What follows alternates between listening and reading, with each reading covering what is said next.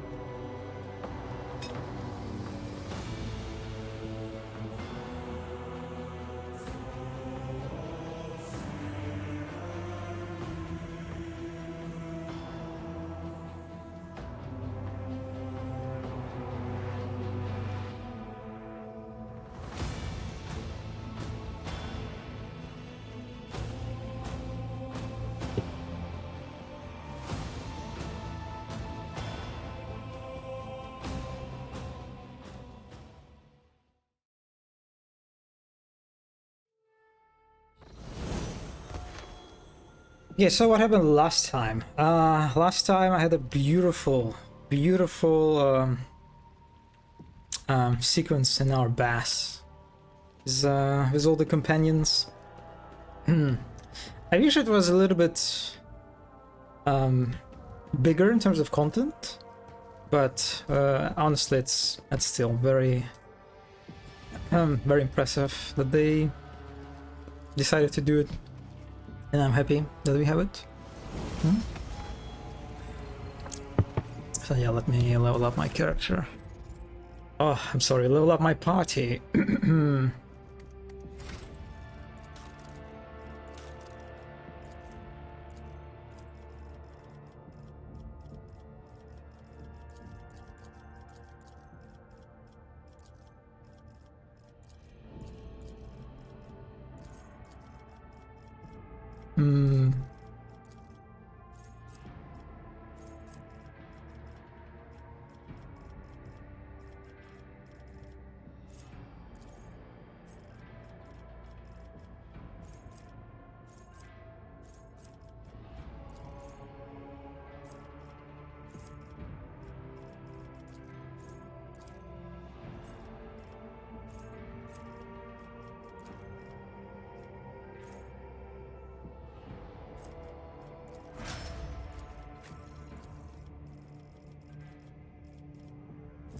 Wait, why do I have... Wait. What is this? Okay, wait.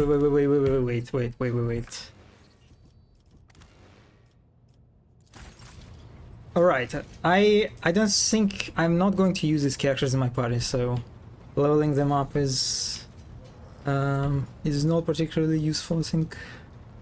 Not now, at least.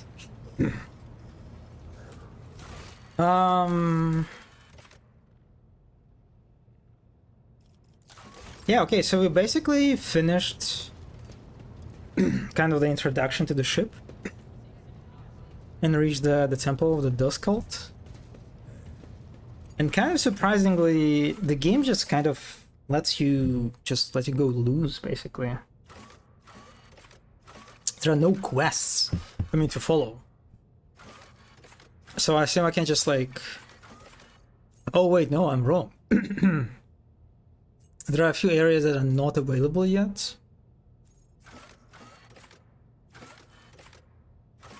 The quarters. The Void Ship Shrine. Hello, Mono. Hello. Hello.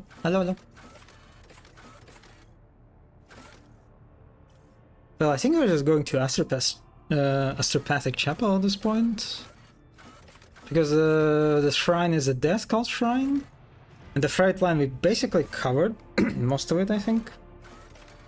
Yeah.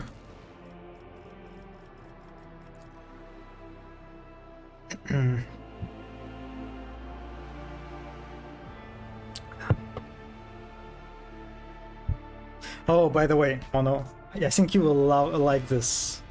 Zenny sent me a very, very nice cutscene that is related to Iron Bull.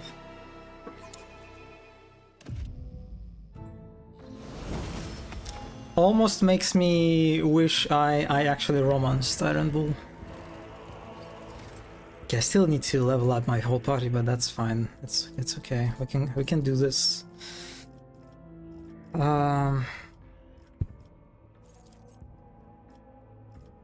Okay. Pick condition for Abelard. Oh wait, he can actually be... I can turn him into cover. That's nice, let's do this. I wonder if it's like a new talent or I just missed it. Which is very likely.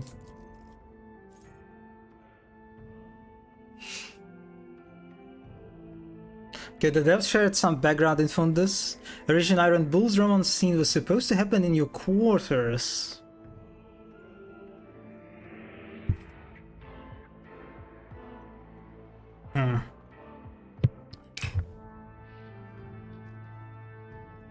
In mocap, they recorded the actors coming in through a door, and that was not possible in your quarters. So they made this building just for the scene. They called it the fucked. So okay, so this is building. It's not like an accessible area. It's just for that cutscene. You can actually like visit it, or okay. Yes. Damn. This is wow. It only exists to fuck the Iron Bull. God, I just I love this. I love that all the time as you like play and move around and explore Skyhold, there is somewhere the fuck tower hidden from your kids.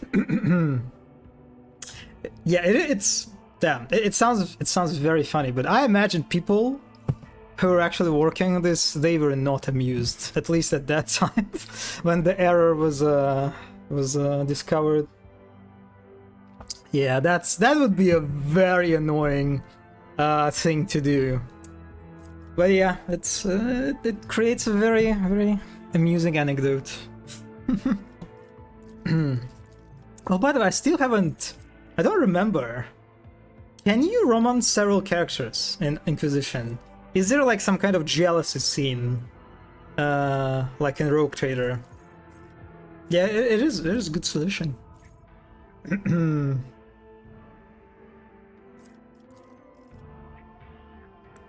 Okay, let's I don't really care about this. Okay.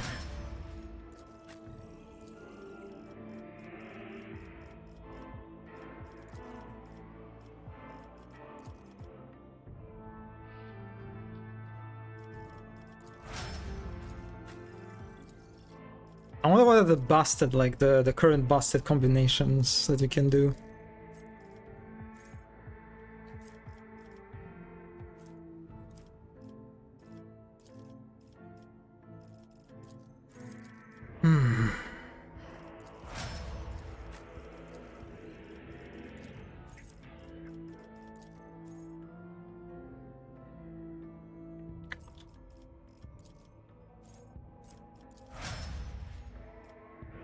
Not sure about the jealousy scene. I think it's as soon as one is active and progress past flirting. Others just get deactivated? Oh, that's... Huh. I mean, it kind of sounds like the easiest or like the most like cheap solution, but I understood buster combinations? What? What? Bastard combinations? Hmm?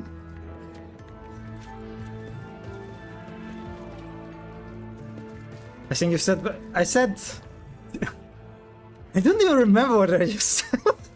But I meant like the best. What are like the most busted? Yes. The busted combinations. Like, what is like the current ridiculous stuff you can do? Yes, bastard. There will be no peace in my wake. Oh, I love music in this area. It's like it's very, very noticeable. Oh, look at these. Look at these lenses. What? Like reflecting the god rays. That's kind of actually neat. Oh. I'm very actually excited to see the Allcat take on the Astropathic like choir, sort of how it looks in their game.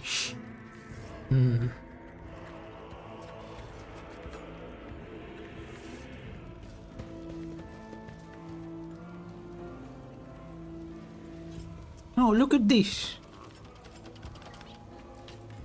I also haven't fixed the toy box, unfortunately, so can't really get a closer look. Okay, you know what?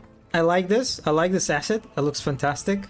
But in Darktide, there is a mission where you basically have to reach eventually a server skull that literally does like the writing on this, like a very long scroll. I wish they would put like a few server skulls like doing the work. That looks still pretty cool.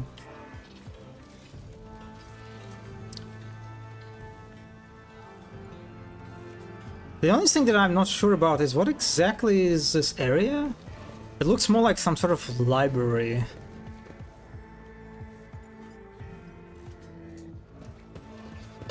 Than like an Astropathic area.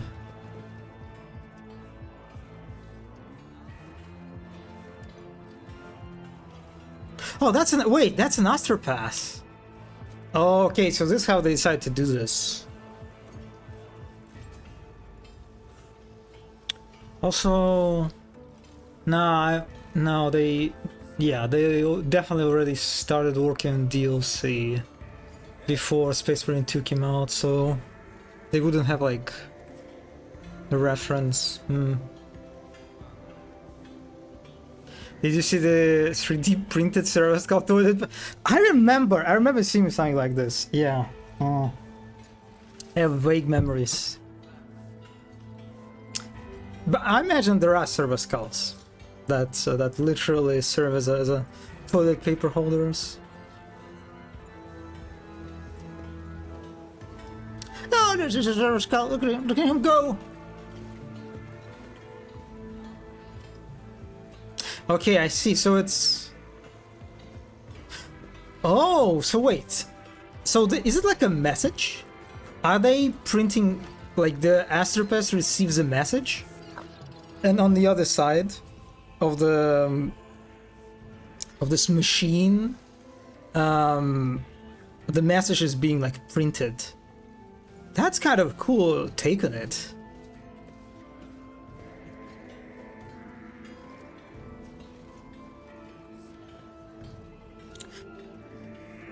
The only problem I have with this is that they don't seem to be suffering very much, you know? Like these chairs look actually pretty comfy, relatively, you know? I kinda like what we did in Space Marine 2 when the Astropaths, they're literally just like they attach to the capsule that is hanging in the air, like attached to the giant column that just like stretches throughout the whole like building. And like in our case, like story-wise, a lot of suffering are coming from Tyranids and the Shadow of the Warp and Chaos being present, so like that definitely affects it, but it's still like our Astropaths, they're very uncomfy. But these guys, they're just like chilling. Not enough suffering.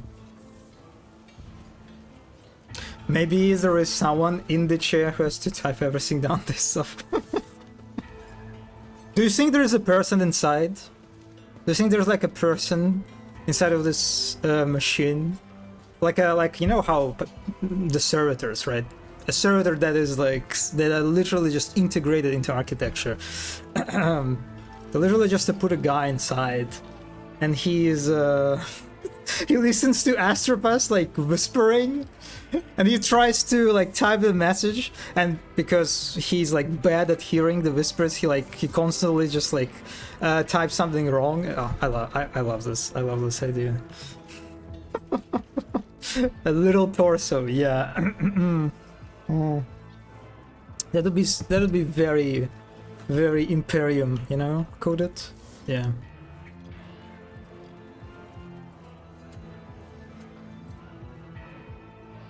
But I like this this asset, the design of it. Pretty cool. Actually, let me take a few screenshots, just so I could always have them at my.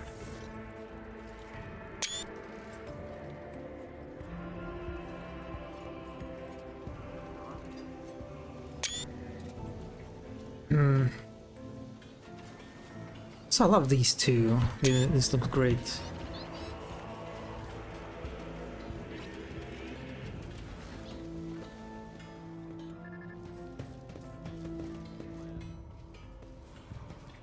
They will see. Oh yes. The lighting here is also stays. Yeah, like this whole area is very good. It's like the whole DLC so far seems like a pretty noticeable step up in comparison to the main game, which again makes sense since it's considerably smaller. And I think they kind of up their cable decoration for the DLC. But I definitely love the cable density on these machines. So many nice cables.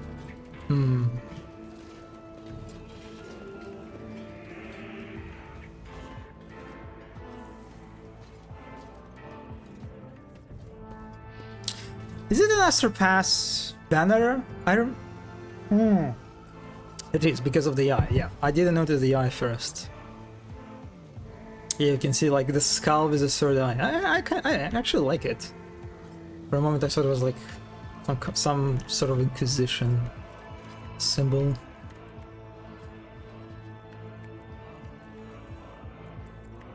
What lies beyond? Look at this. Look at this skull.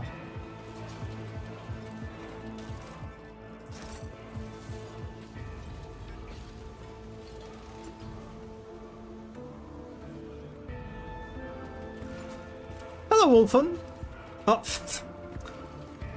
Okay, of course, this is okay, yeah, sure. I will become bold. So it's kind of funny because I think Tav in Rogue Trader, my Tav is also bold, right? Let me check very quickly. And that was not my intention, by the way. I don't think I was like... That's like my obsession with his boldness did not start in Rogue Trader. How do I...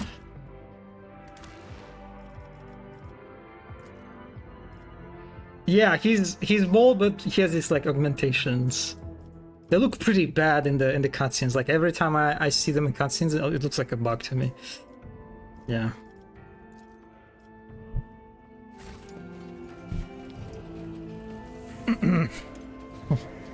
Welcome present, bold Colax. Everything as it should be now. I've heard you fallen madly. Yes. God, oh my God, Solus. Oh my, I loved every part of him, you know? God, he was fantastic. He's so nice. He's so gentle, so nice. I don't know, maybe you can even call him demure or something? I don't know. He's so nice. And I feel so bad that you cannot romance him. If you like play as a male character, it's such a shame. It's such a shame, especially considering that he was supposed to be like bisexual initially, but then because of development hell, whatever, they cut it.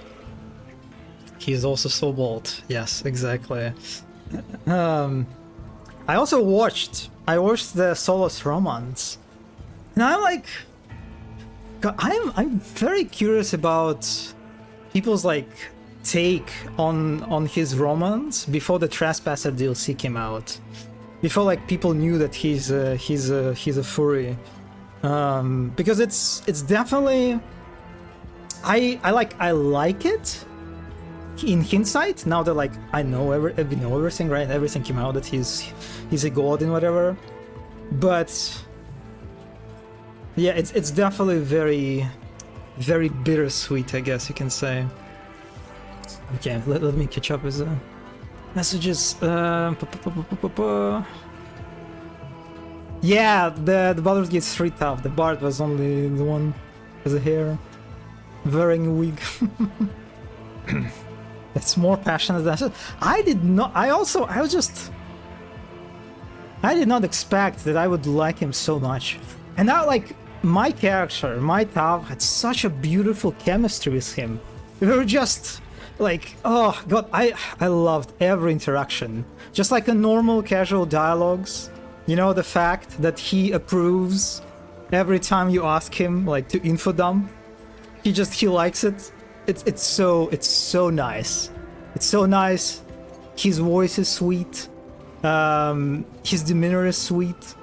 And knowing that, like, playing through the whole game, knowing that he's, you know, who he is, and like understanding his actions in that light is just, it was such a pleasant experience. Ah, God, it's just, yeah. Yes, I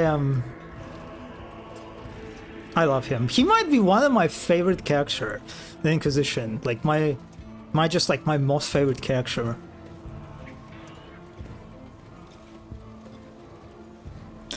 How do you feel about his Lucius huge lips in Welgard? Wait, I didn't notice.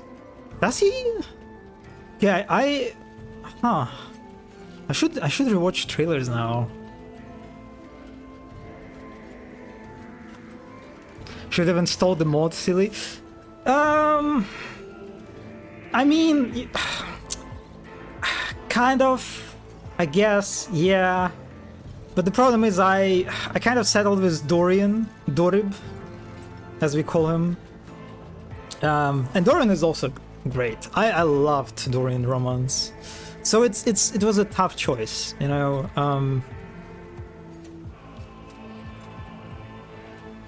Yeah, made for each other. I saw a reel of two Sphinx cats slapping each other on Instagram. I thought about Solas and Tough. Ah, God, I really hope that in Welgard there will be lots of interactions between Rook and Solas. I'm like Solas, just like I was looking to Maraja the most in this in the new Rogue Trader DLC. I'm looking to Solas the most in the Welgard. This is what I'm craving from Welgard. Lots of interactions with Solas.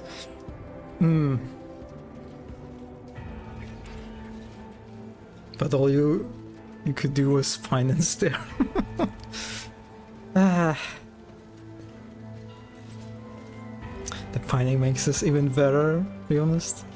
I don't put Dorian over Sposas. Yeah. I mean, Dorian is great. I'm also looking forward to Dorian in Welgard. So, okay, important question. Would you like Solas less if he had hair? Yes, absolutely. I cannot imagine Solas like with hair now. I saw like on Nexus, and I was like checking out the mods. There were like mods where people put fucking hair on Solas. And he looks so wrong. He looks terrible. It's like it looks fucking just ugly and wrong. Yeah, I cannot imagine Solas with hair now. He's like metaphysically, I don't know, ontologically, whatever, bold. It's like it's inseparable quality of his character. You can't put hair on him.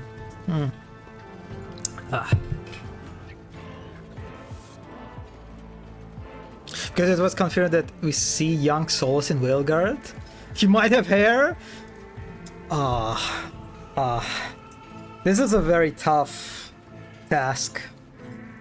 That for Bioware.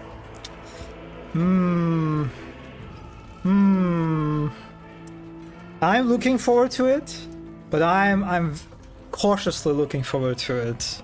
I'm curious about their take on young Solas, potentially with hair. I'm also looking forward to Solas in his furry form, you know? Like when they show this glimpse of his like when he is like in his Dreadwolf form. God, he looks so good. Imagine if we will be able to pet him. Imagine there's like a scene when he fights a dragon, like a blighted dragon in his wolf form, and he like defeats the dragon, but in the process gets like greatly wounded, and he's like just laying on the ground like a poor puppy, and you can just like approach him and like pet him. God, it would be. There are so many things. Just yeah, the dreams. I'm a certified egg lover at this point. But if he's bald, except for a ponytail, no. That sounds awful. I see I've thought about this. You know, it's interesting. Like one thing that kind of makes me a little bit scared, afraid, is that because they changed the title. Right, it was a Dreadwolf at first, right? They changed the title from Dreadwolf to Veilguard. It kinda makes me afraid that maybe at some point Solas was supposed to be like supposed to play like a very central role in the game, but at some point of development they decided to just shift from him and kind of like reduce his like importance, you know. And hence the Veilguard. But I don't know what else. I don't just. I might be completely wrong. I'm so sensitive, you know. Now when it comes to speculations about Solas in Veilguard. I think you might love Solas more than I love Astarion. God, I just. God,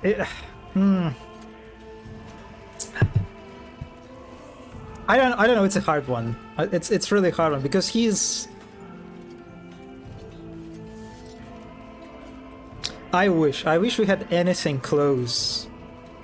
In regard to like romance and interactions with Solas. What do you have like with Astarion and Baldur's Gate 3? Because like even the unfortunate thing is, even his romance is like it's very. Yeah, you can see that they were just that it was rushed, I guess. It's a very sort of like compromised work because it's just there are not a lot of new scenes with him.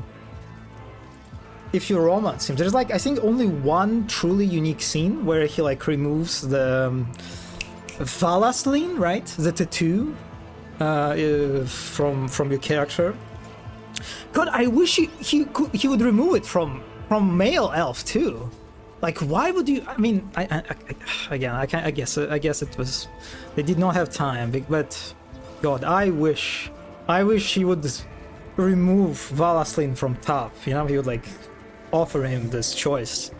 It would make sense, right? Because like, God damn it. I love that you have turned into Dragon Age fan now. The Solas slapping scene. I've seen the scene where like you can punch him. I've seen like a playthrough where like you ruin your relationship with everyone, and if your relationship is pretty bad with Solas, and he confronts you, you can like actually like punch him in the face. I saw that, and that was actually a very funny scene. I don't know, that punching scene was. I don't know. It was very. His reaction was very kind of cute. Yes. Oh, okay. You mean this one? It is a very popular GIF. I also I love the Trespasser ending, where when you meet the Solus, right, at the very end, and he says like, "Oh, I imagine you have lots of questions," and one of the options you have is just to say no. Just like, nope, I'm not interested in your fucking info dumping. And if you choose this, he gets like his expression. He becomes so sad. He's so oh my god. I kinda want to watch it now because it's so good. It's like it's such a fantastic. It's like it's one of the things about Solus that bullying him also feels kind of good, or like watching. I mean, I didn't bully him in my playthrough. I would never. But watching like the different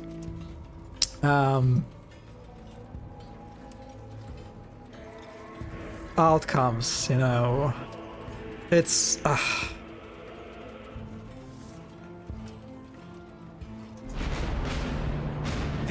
It is Solus.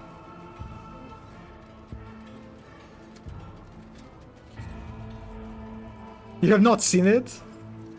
I'm cry laughing into my corn cove. You somehow got even more into this since you. Yes! I mean, because I started watching like I started watching the Solus romance. I started watching like all the like other playthroughs. Vidisalis not killing Solus. I'm killing Solus. I still love that you can do this. Oh. I don't hear of mages blowing things up where the Kunari rule. Of course! Everyone is happy under the Qun. What's the sacrifice of a few lives to keep people from discomfort? I should thank you, Inquisitor. I had spent time with Look how angry he is. From the stories, I thought you all thuggish, simple and crude. Now I know I was right. I also love his outfit here, you know? Like I really love how when he like his level up, you know, his glow up and drip. He looks so pathetic here. His outfit, this just like basic nerd outfit is just, and the way he like fucking ascends in Whaleguard, or like at the end of the Trespasser. You have no idea what a comfort that is. Yes, sir.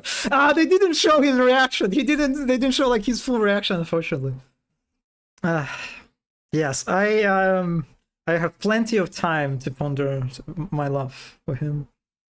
But I also love this ending. It's just, God, this like the music. And you running towards Solus. Your forces have failed.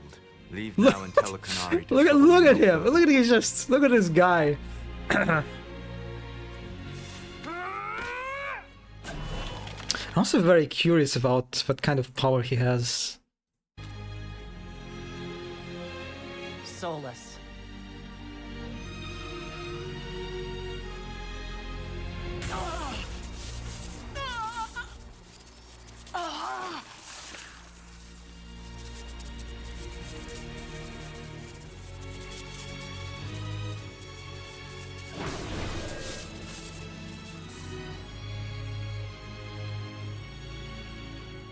That should give us more time.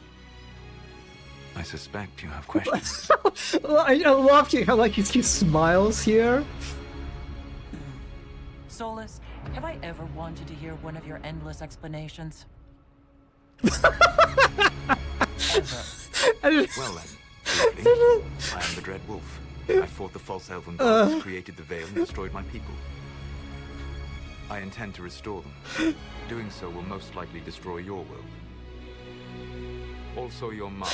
And I love how he says his whole like plan in like a few sentences after this. This is so great. It's great. God. I love this. I love this.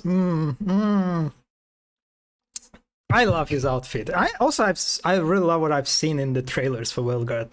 Whatever drip he has there, like look, he looks so earnest. Worse. And I like how, again, just the fact that you can skip the whole like info dumping and how he reacts to you. It's God, it's such a peak.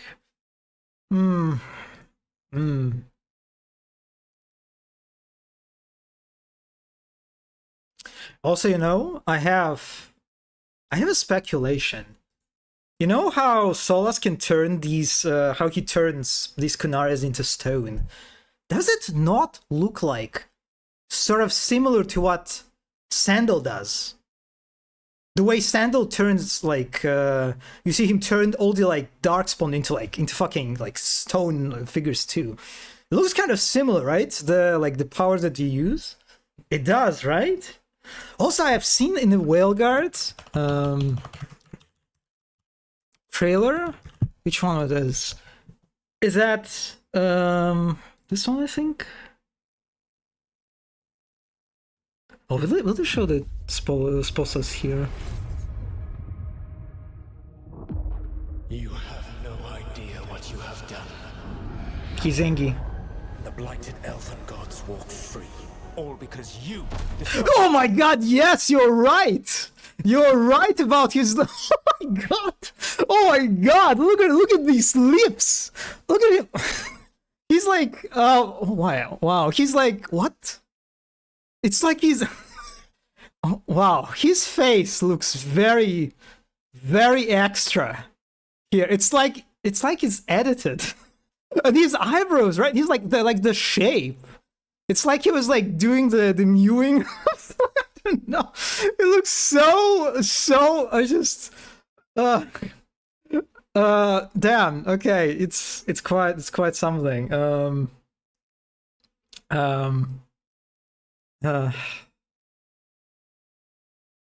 Russians speak English. Like, worry about your accent again? What? No. I think it's like one of the old. I wasn't. I think it's like an old search entry, whatever. Disrupted my ritual because you disrupted. Ah, God, he's quite something. Disrupted my ritual. You battle again. God, I am very curious about this scene. The fact that like you can see, right? This is the what is her name? Gillanane?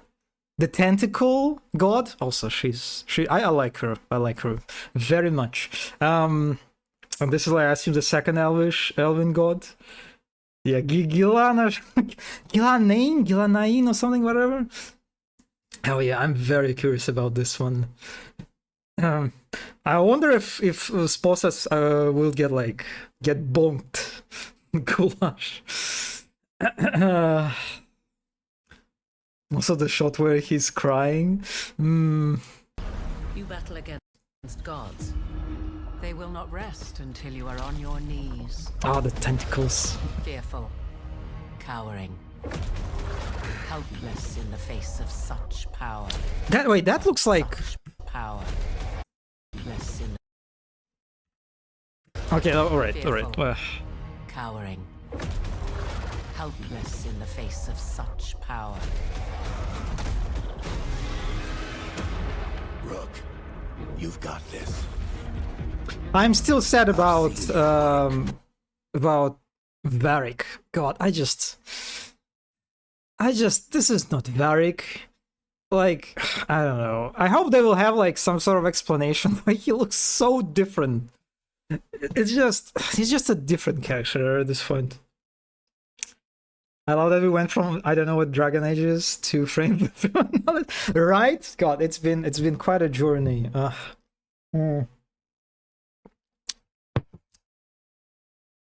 Oh, there are comics about Varric. Ah. You're clever, adaptable, and you don't know when to quit. This is Tevinter, right? If I remember correctly. You want allies to go after the gods. I've got places to look.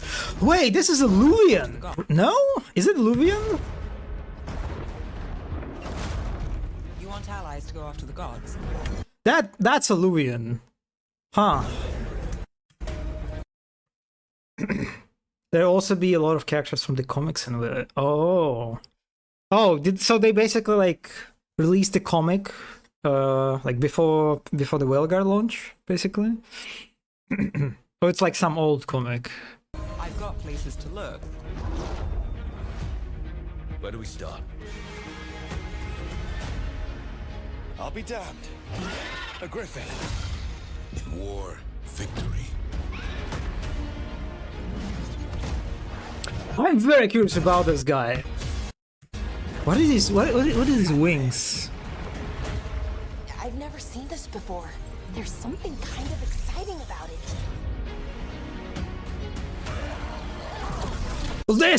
This moment, right? Harding uses the powers that she's basically uses the same powers that Slender Sandal uses. Okay, it is older. You know that already? He probably died. Huh. And is now inhabited. It is a spirit who gives him his wings. Brought him back from the. I see. He's also in the book.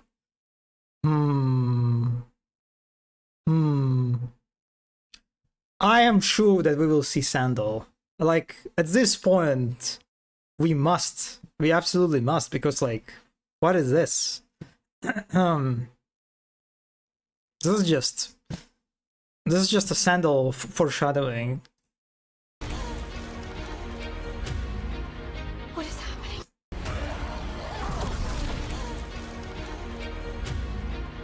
What is happening to me? So I'm curious if it is Titan stuff, right? And it seems that Solas is using a very similar magic, right? Does it mean that like Solas basically used like powers of Titan somehow to overthrow the elves, the elven gods? I'm very curious about this part.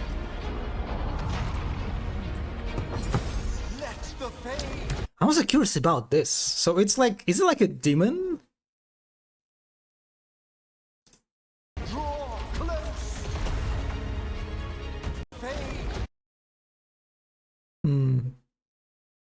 Draw close. Draw the dragon out into the open. Then attack. You and me, Rook. Maybe that's what scares me. These are the times in which legends are born or slain. So curious about Morrigan, right? Because it seems that Flamethrower, I don't get if she dies at the end of like not the Trespasser, it's like at the end of the game, or if she's what basically happens to her. That's quite a curious mystery. Because like one thing that they released like recently an article about what kind of choices will be sort of like it will influence like your previous choices in previous games. It will influence the Welguard, and apparently one of the choices that won't be considered is the choice of the Well of Sorrow. Yeah. It's like God, it's kind of disappointing that it's whether God, I forgot which were the choices. One of the choices was whether you said that you will save Solas or like kill him, right? Who you romanced? Yeah, it's I don't know. It's kind of weird how the Well of Sorrow seems to be quite important. Oh yeah, if the Inquisition was disbanded. Yeah, true.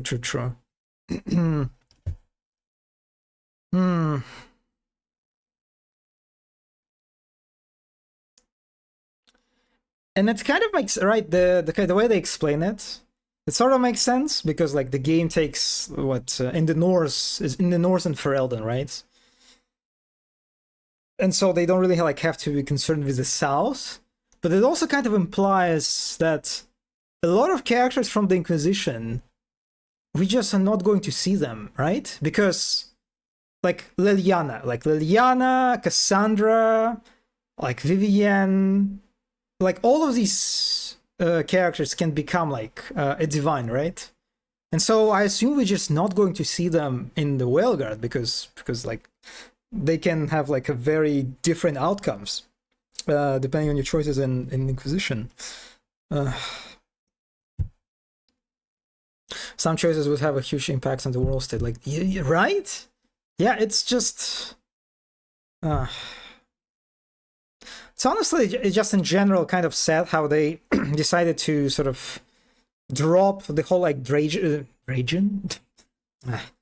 Age Keep thing, right? Like this whole like site where you set up your world state. It's like such a nice feature, and the fact that they basically drop it, it's like it's all like understandable from the sort of like production perspective, right? It's just, yeah, it's a lot of work, a lot of work that you have to do, and like with each new title, right? It's just this the scale of different decisions that you have to track. It just becomes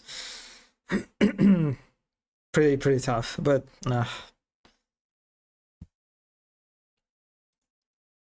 yeah, we'll see how she looks in the game, but Morgan in the trailers, not a fan. I think these are Venatoris, right?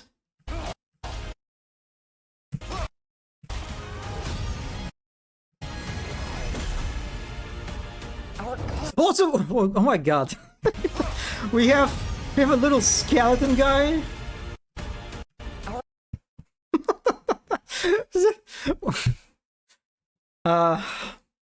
Wow, that's quite something. The skeleton is Manfred.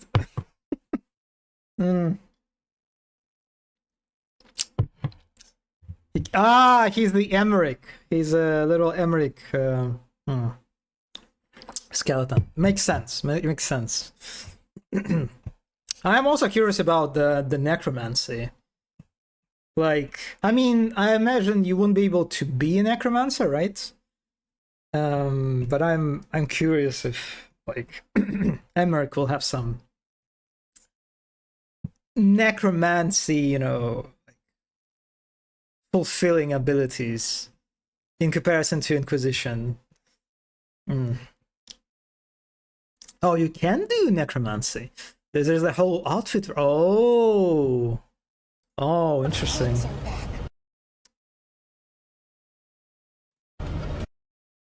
Also, kind of reminds me of the Baldur's Gate 3. God, what's his name? The fucking god, the one of the three. Baal.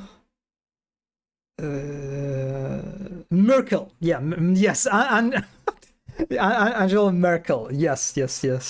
Very similar vibes, sort of. Our gods. How do we stand against that? I believe in all of us. That's a Red Lyrium, right? That looks like some Red Lyrium stuff. In all of us. So let's get it done. Look at these fancy animations.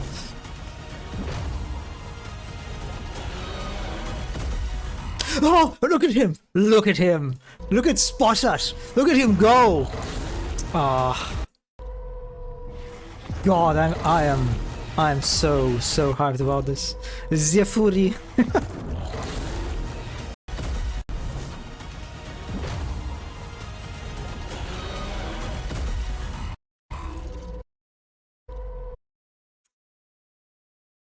It's also kind of cute that he's actually not that big, right? In comparison to the dragon, he's actually kind of small. Very, like, non-threatening. Sort of. Oh, the dragons... No, the gods, rather.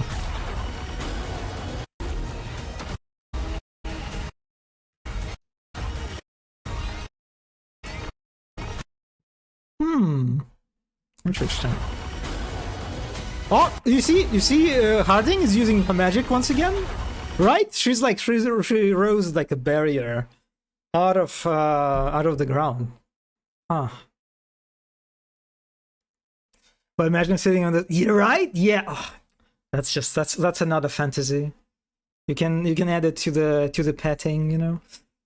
Yeah, that would be fantastic. Being able to ride Solus. You truly have that Dragon Age brain rot now. Also, I'm sorry, but God, this looks just. I don't know. I mean, I guess it looks ogreish, so it's like it is an ogre. Yeah, kind of. I can see it, but I don't know. It seems that Darkspawn kind of lost the kind of this BDSM sort of aura around them in the Whaleguard, which is, I think, unfortunate. So I have really good news for you. There's a shit ton of incredible fan art of Solus. So much food for you. yeah, actually, yes, that's true. Yeah, they look just silly, sort of.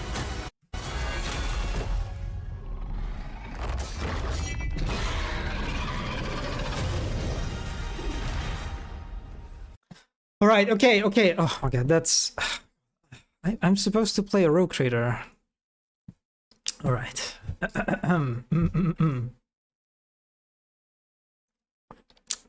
Your Tav Rook will be so bold. Yes, I'm looking forward to bold Tav. Bold Tav Rook. Yes. And I'm looking forward to seeing bold Tav Inquisitor and bold Tav Rook in the same room. Also, wait, I muted the game.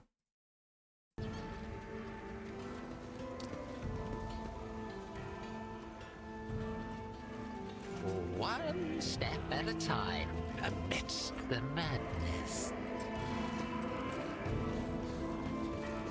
I have Solus, Rook, and Tav will be. Yeah, right? Oh my god, triple eggs. They have bold hats glistening underneath the light of them. I hope you will be able to. I hope they will give Solus opportunity to info dump. You know.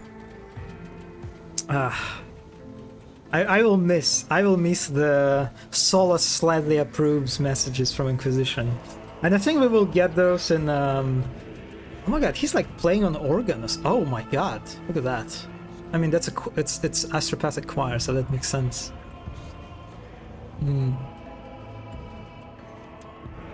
Okay, you're right. They have something better here, kind of. I like this device. It looks pretty uncomfy. Just like imagine one step off and you're falling on these candles. No fencing, nothing whatsoever. Yeah.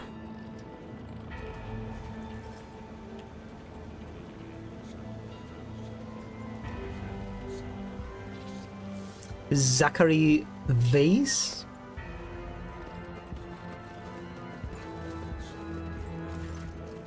I like this guy. I like this old man. He has a very cute portrait.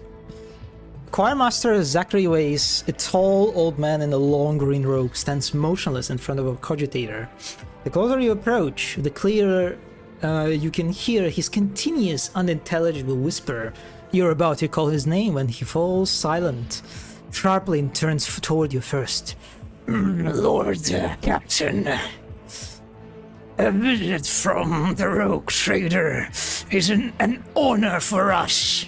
Like other Astropaths at the chapel, the choirmaster's eyes are bandaged over with time-worn scrolls. Oh, this is a scroll. Okay, that makes sense. Of a sacred manuscripts. Nevertheless, you cannot shake the feeling that his otherworldly glowing gaze is studying you keenly. How can I be of use, your lordship? Lord has succeeded. Sanctioning is a brutal procedure, one which robs every Astropath of the gift of sight. But in return they gain a new kind of vision that allows them to see what ordinary people cannot.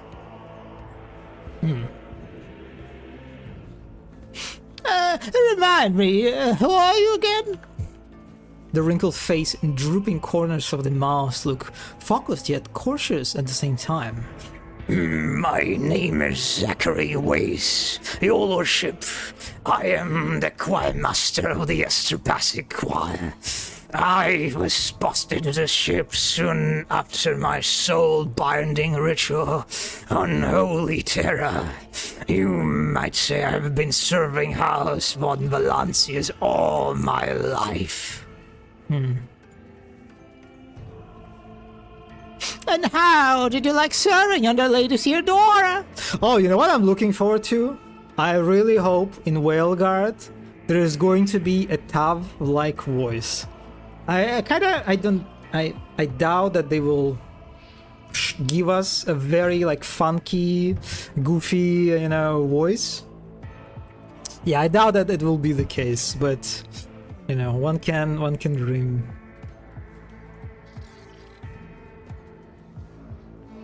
How did you like serving under the Lady Theodora? I served her for 2 decades, and never knew another Lord Captain before your ascension. With her I had been through... The choir master falls silent, so briefly transported in his mind to another place. A shadow of regret creeps onto his face. Oh! Many things. Lady Theodora had a good understanding of my significance within the overall mechanism of the ship's service. Poorly concealed irritation creeps into the expression of regret on his face. Misha, however, did not stop her from neglecting my warnings. So do you already know who you want to romance? I was thinking either Neve or Emmerich, but I'm unsure. I actually don't know. Did they like show all the companions already? I'm definitely curious about the Emmerich, the necromancer guy. I am curious about the spirit guy with the wings. I think he's Lucanus or whatever his name is. He looks quite interesting. And I'm also curious about that one character that has he has like a very beautiful like hat. With a square hat on her head. You can see like in trailer like, oh, she's yeah, okay, yeah. She's also looks pretty interesting. So yeah, probably these 3 characters caught my my interest. Yeah, she's very fashionable. Also, I like her VA too. Neve Gallus. Okay, got it. Yeah, these are probably 3 people for me. Same here. Oh my god, we all synced up. Apparently, Lucanus is a cute nerd. Oh, by the way, I remember reading, or like seeing an article about the fact that apparently in Whaleguard, your companions will be able to develop a relationship with each other, which is I like this idea a lot. And apparently, you can impact their relationship, which I assume means you can literally like destroy some of their relationship with a very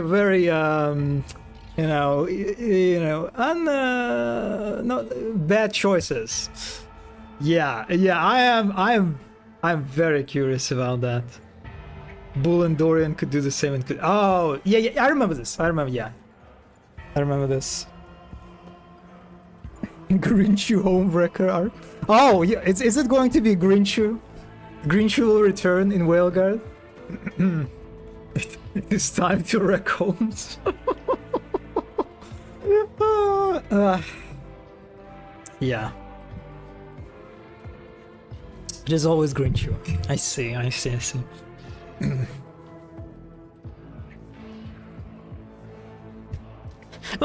I'm so confused. How old are you exactly?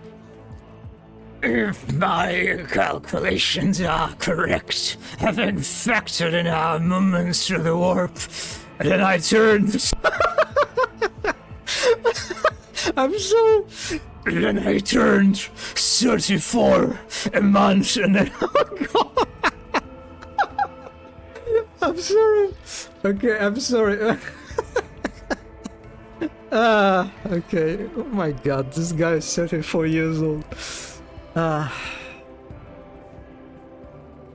Your hawk isn't very Grinch, you ask? Is it pink? Oh, sorry, pink. Purple? Are you playing as a purple hawk, Wolfen? What working in the game industry does to you? Yeah, exactly. Working in AAA. God. There is a pause. You can't quite decide if the old man in front of you is joking, but there is not the slightest hint of a smile on his face.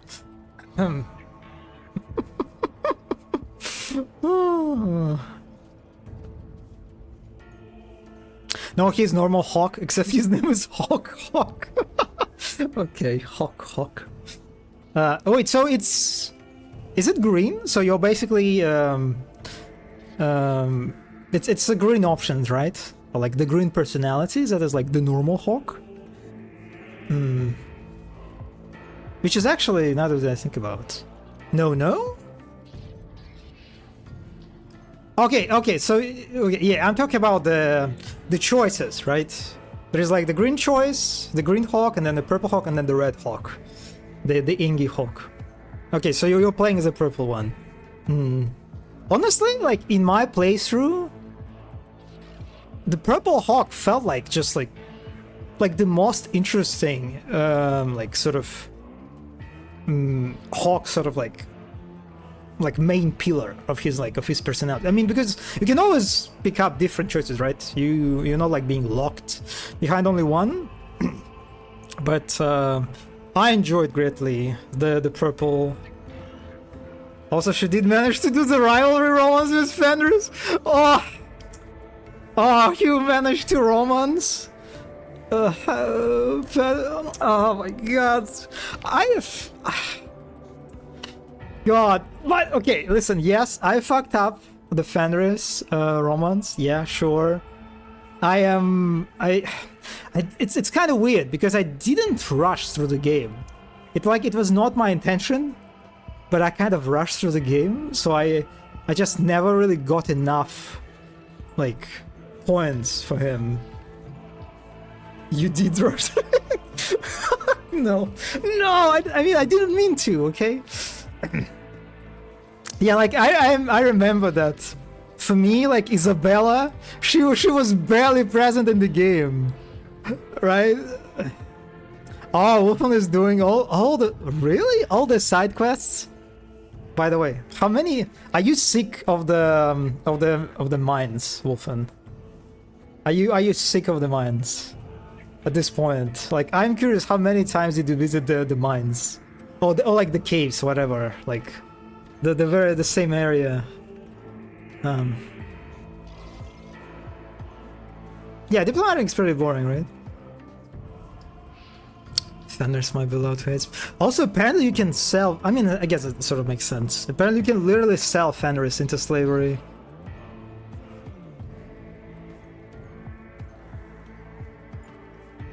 She's playing it with increased walking speed and instant...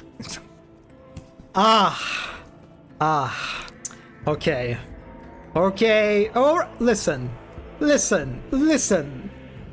It's maybe I should have got the insta kill button too, because I did get the insta kill button in Origins, and only without that mod, I feel like I would not be able to complete the Origins actually. Yeah, but there were definitely times in the second game when I was like, wow, I was struggling. Oh, you've been there only once so far? Better way to play? I agree with you. Yeah, I agree with you. It's the encounter design is definitely not the strongest part of the game. Earlier today, the insta-kill button did not work and I joined and it was a massacre. Yeah, but you know what? Remember my speaking of rushing the game. Yes, I did not manage to romance Fenris, but I got a beautiful mess of a romance with Anders. That was such a fucking mess. The game apparently did not account for me rushing through the game, which again was not intentional. And like, sorry, a telegram. And as a result, my romance with Anders was so abrupt. It was so messy. Like the scenes just like made no sense. This is just, and it also was so fun. It's so funny because you can be homophobic towards toward Anders. Remember the homophobic homosexual Hawk. This is just, it was so funny. Yeah. So I still got something, you know. Yeah, Anders. I kind of miss him, you know. I kind of miss Anders. By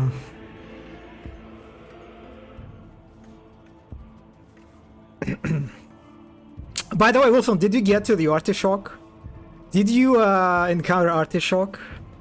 Did you encounter the best Kunari of all time that I miss to this very day?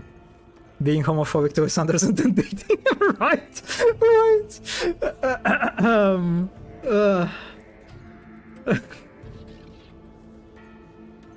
Arishok-chan. God, I'm so sad. I'm so sad that it's just I am like, I can't say that I hate like the Whale Guard Kunari designs, but they are just it's just a shame knowing that how Kunari is like slayed in the second game. He's not bald. Wait, is he bald? He's not bald. What? No, he's not bald. I fucking typed out. Wait. What? Oh my god. For a second, I was like, okay. Oh my god. The fucking Google putting the. I mean, he has hair, right? That's like hair. Yeah, he has hair. He's not bald.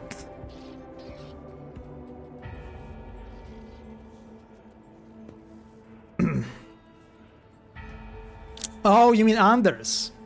Oh, you. I saw that. Yes. Okay. So this is I saw your bald Anders. Yep. Yeah, that was that is quite a choice. Also, why would someone make a mod that? Yeah, that's interesting. That's a very, very strong aura. Usification mod for Anders.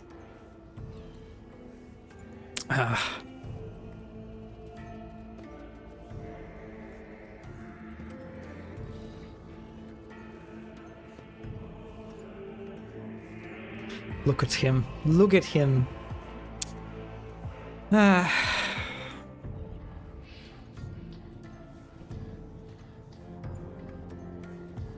Our souls endure thinking Dragon Age 2 is unplayable because characters have...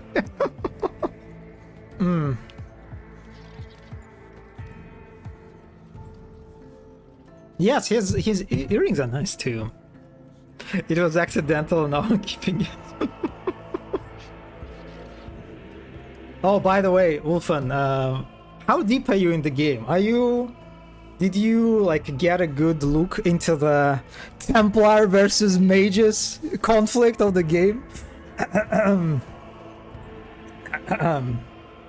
Do you? Well, okay. I assume you are leaning towards Mage's side.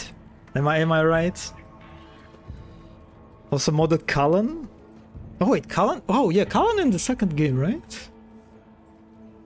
I completely forgot that he has the Dragon Age 2 face and wait, what? You can do this? Callan.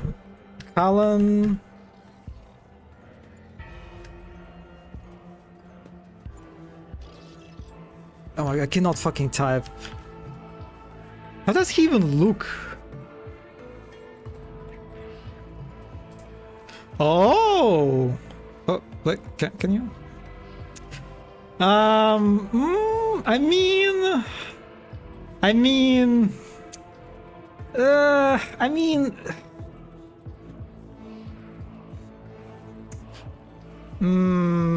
he like...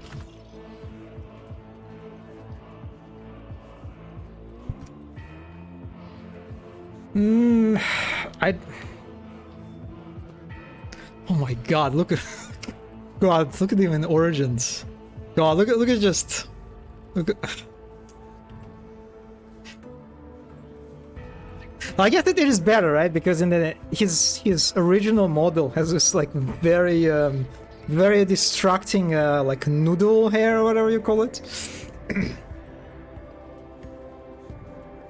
Got to Act 2 recently, and yes, I'm leaning major since I'm a rival Mensing fan. Oh, okay. That's you're approaching this conflict from the perspective of how I'll make the rivalry romance with Fenris better.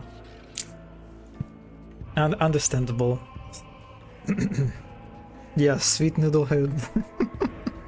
Not this? Oh, not this one? There are several mods for this one?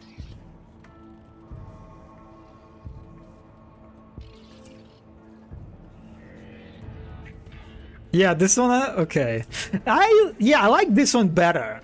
This one definitely looks better, right?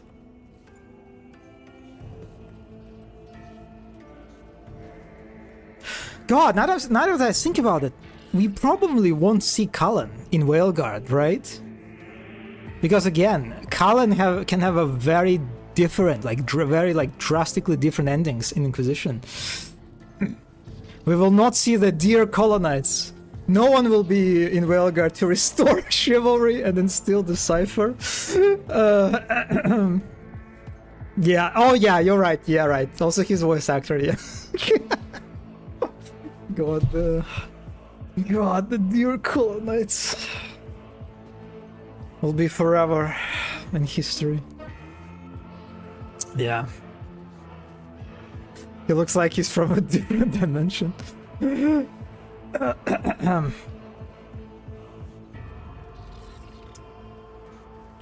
I'm still curious why, Mike Callan did not end up as a homeless lyrium addict. I'm still surprised that this is not how he ended up. For me. This is also true, Rogue Raider Steve now. It is not true. Why does it happen during the Rogue Trader streams?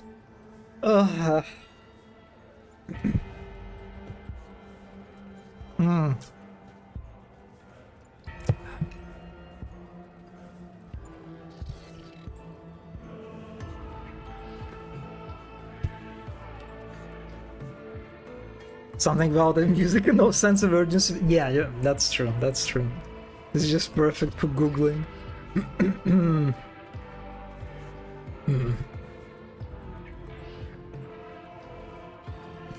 Alright. If my calculations are correct, having factor in our move. Okay, yeah. I already read that. He's 34 years old, handsome man. Yeah.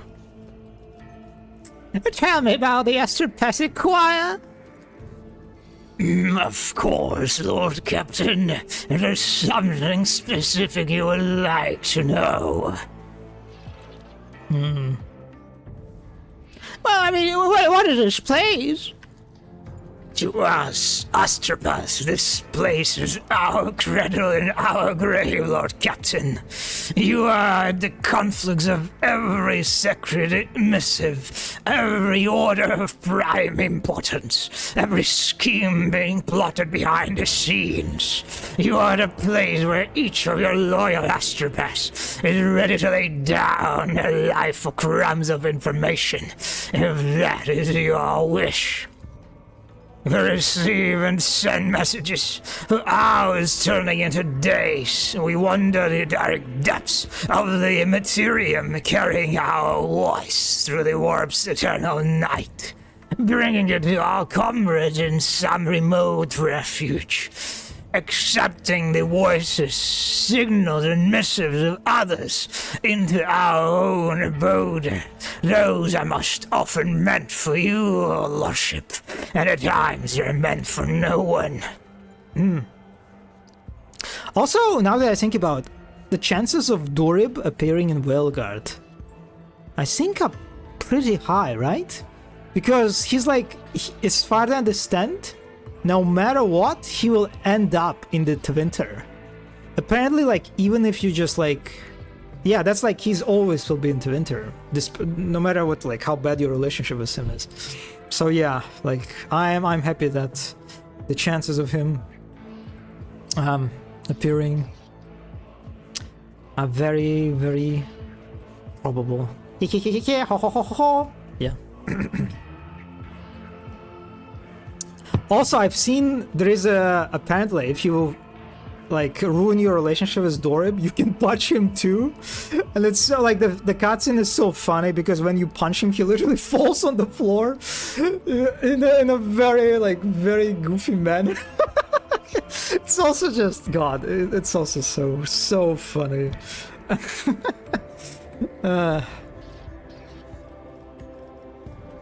Point to the mechanical drum. What device is this? It is a sacred compiler.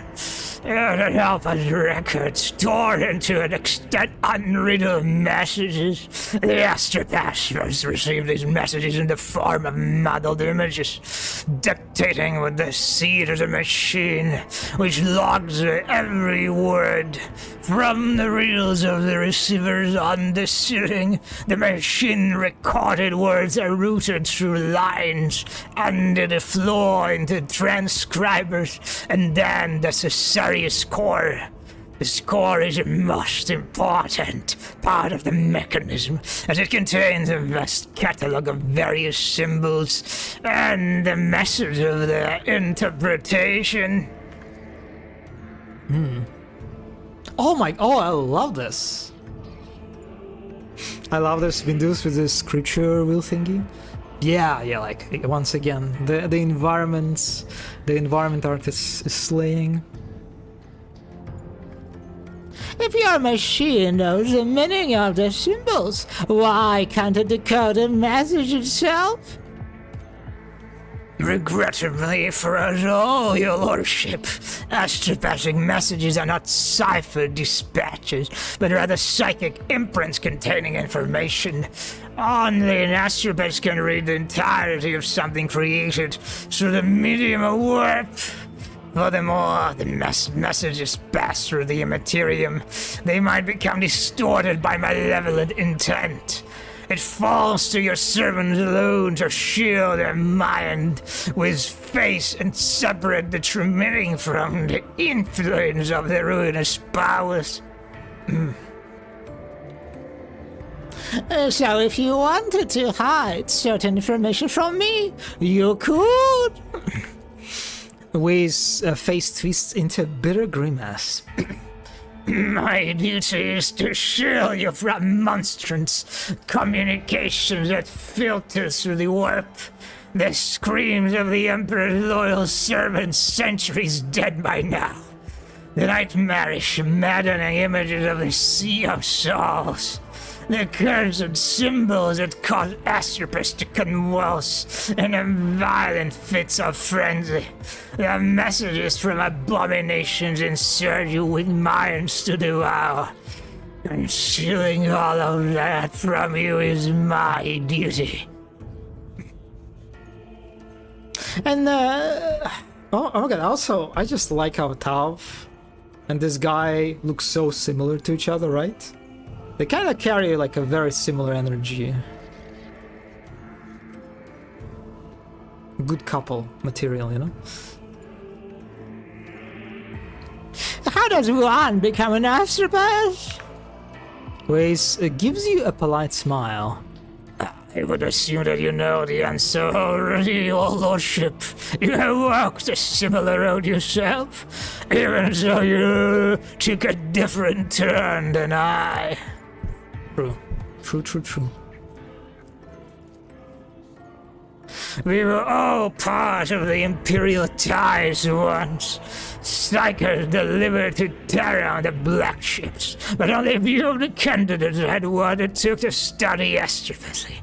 Fewer still successfully completed the grueling training to be eligible for soul binding, and almost none survived the initiation. He throws his head back.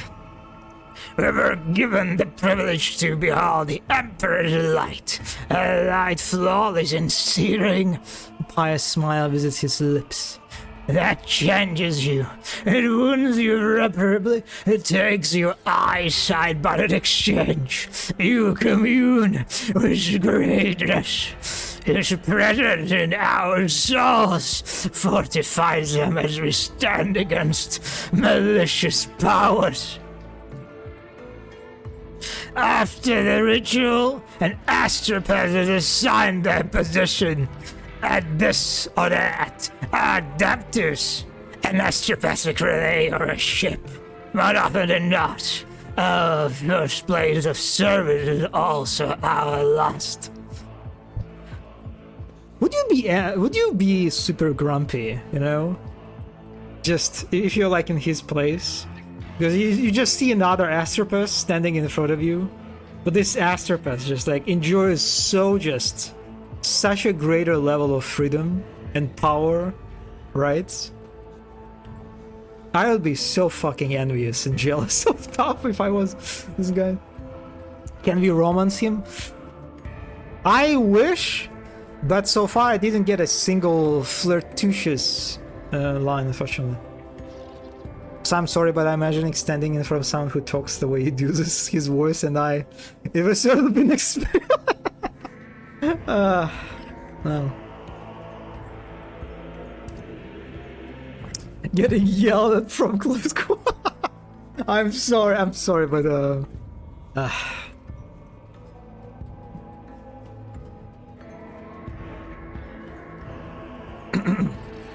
Speaking of Emperor, by the way, so recently we added a new patch, right? We released a new patch for Space Marine 2. And so in that patch, there's like one tweak for the final cutscene. Or rather like a scene in the final cutscene when like the Titus rotates the device, right? And then everything fucking the explosion and then blackout, and he hears a voice like the son of Gilliman. Stand up or something. And before this, in the subtitles, the speaker was Kalgar, right? It was titled as Kalgar, and actually plenty of people like I've seen like speculate that does not sound right. That why would it be Kalgar? It kind of sounds like him, but it doesn't really make sense for it to be him. And so yes, in the last patch. This subtitle was tweaked, so now you actually, it's not clear who actually speaks to the Titus. And I've seen people speculate that, well, the voice that he hears is the voice of the Emperor. And so he's basically a living saint. He's like chosen by the Emperor. And that would explain pretty much why he's like psychically resistant to the warp. Yeah, so I'm a fan. I'm a fan of this one, of this series, and I only hope that we will see. Obviously, I'm not confirming if it's true or not. I don't really know myself, but I'm very curious what the future will show us.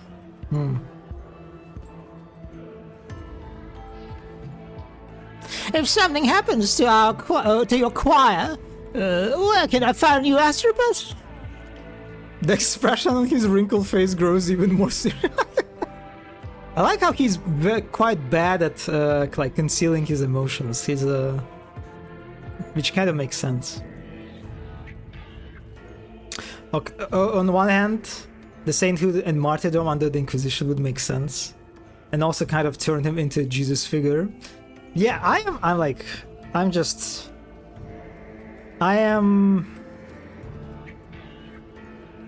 just hope that Games Workshop won't try to like sweep this whole thing under the rug. It kind of feels a bit late to do this, right, at this point, because it's just so clear that something is going on with Titus. Plot twist: the voices Leandros through the works box. Through the works bit. Also, I really enjoyed people's reactions to the Leandros reveal. Yeah, and I'm also looking forward to the future potential adventures of Titus and Leandros together. You know. The series I saw about his resistance were all released before the voice slide thing. I mean, you could... I don't remember if I've seen like people speculate about them. Yeah, I guess some did before. But it's like the only... I think like feasible theory at this point, because the theory about him being a null doesn't really make sense anymore, because people would like realize this, right? The Psychers, like the he's Tigurius, right? He's Tigurius or Tigurius? God, I forgot how you spell his name. The best Astropath, not Astropath, Psyker. Yeah, he would realize that he would be a null. If he was a Psyker, if Titus was a Psyker, kind of the same thing. It would be like at this point, he would be found out basically. The one I saw was that he's something between blank and low-level Psyker, which made sense if you look at the Psyker scale. Like, I guess, yeah, you could... It's like the second visible theory that he's not really a Psyker. He has like some sort of... it's like something in between.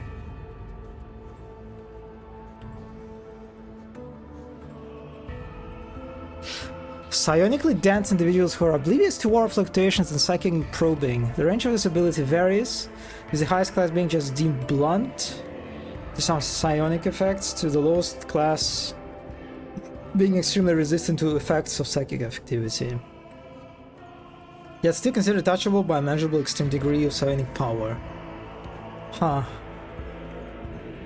It is boring, right? Yeah, like it makes sense too, but it's not as dramatic as Titus being a literal saint and having like the Emperor literally just communicating with him.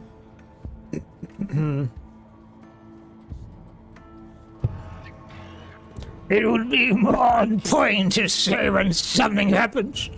The Emperor's blessing protects us from the warp's various influences. However, there are horrors dwelling in the void for which even this defense would be no obstacle, especially if one spends as much time in the company as we do. There is only one way to procure Astropath, and that is through the Adeptus Administratum. Luck permitting, unattached Astropaths from the sector will be posted to the ship. Ones who, for whatever reason, have lost their place of service.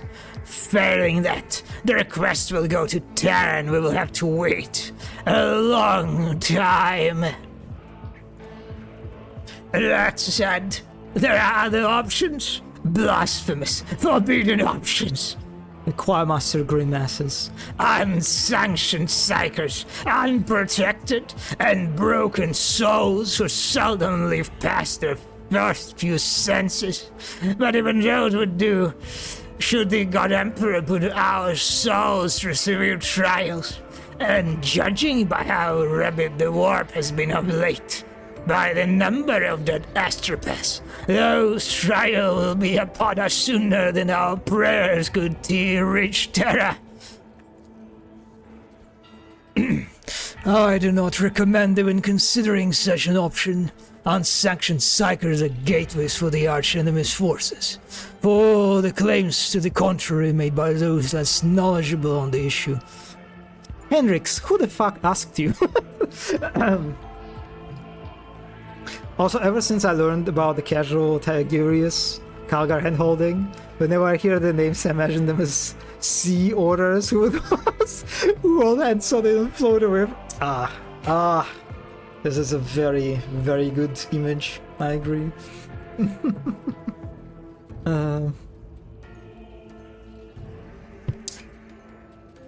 I want to discuss other topics.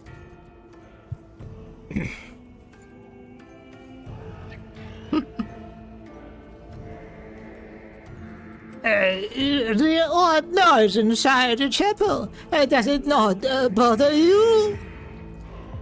On the contrary, Lord Captain, it is a mental focusing technique used by your flagship squire, one that I invented myself. His music was written by an astropath. What my charges and I hear, it is not what ordinary people hear. It is true depth and beauty cannot be fathomed without the Emperor's blessing. The music protects our minds from using rudimentary thoughts, purifies and sharpens them.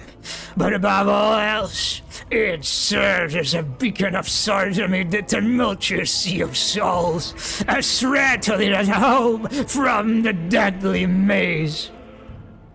Okay, let's talk later. Goodbye, your lordship. The Choir Master follows you with his otherworldly glowing gaze as you leave, then turns back to the cogitator. Also, do you know what the ordinal name for Blank's nose is? Omega?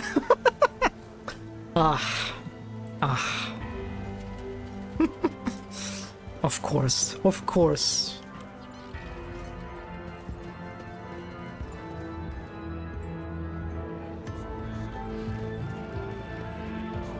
Oh my god, Sigma! Sorry. Sigma? Okay, let's talk to Sigma. Protect us from the machine spirit's unrest. For without his gifts, our sacrifices are fruitless. You can barely hear the voice of the young astropath standing very still next to the bulky mechanism, his face frozen in a mask of despair. His anemic hands are pressed to his chest. Clutching crumpled strips of sick paper, he hears you approach and composes himself. The engine seer, his head lowered, does not so much as glance in your direction. With his hands folded underneath his robe, he makes a barely audible unpleasant sound. A prayer in Technolingua. What is going on here? The sacred compiler is hailing your lordship. A gloom has come over the machine spirits, and they are disrupting the mechanism's operation. The 12th row of the drum is now adding incorrect symbols. The man shows you a stack of papers, and you notice at once that the rows of squiggles in each line all end with the same glyph. We summoned the servants of the Omnissiah, but the machine spirits are not too eager to heed their prayers. The esteemed agent here is in a state of tech prayer trance, and hasn't moved from spot for a day now. He shrinks his head into his shoulders timidly. I had the audacity to think that the sacred compiler could be better helped by examining its parts, but who am I to question the secret knowledge of the Adeptus Mechanicus?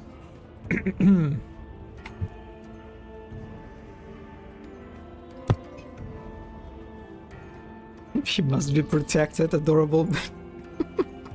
Imagine you have a PC issue, and you're calling a tech support, and the guy comes in, and he just sits in front of your PC and just for the day. He just sits still. Maybe murmur some prayers or something, and you're just okay, dude, whatever.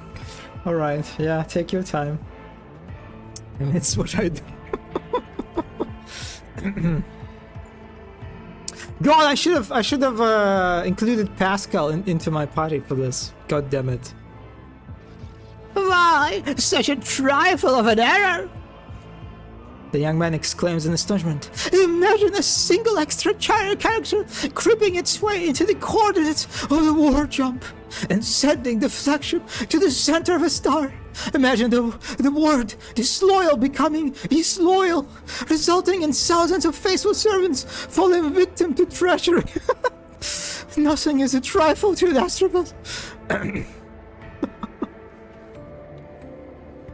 And how did you let this happen? Forgive me, your lordship, but I do not know the answer. The Astropath lowers his voice to whisper, glancing at the praying engines. I am afraid even the Adeptus Mechanicus don't fully understand the workings of this mechanism. We are only knowledgeable on the surface level machines. The receivers commit the messages to paper. The transcribers sort the mental imagery by semantic category and feed it into the Caesarius core. And then the sacred compiler supplements the messages with a list of symbols and their interpretations. However, the mechanism extends far deeper into the bowels of the ship. Therefore, I wouldn't even venture a guess at the possible source of this trouble. He's very stressed. I like him too. Well, let us see if there's any way I can help. Oh my god, yeah?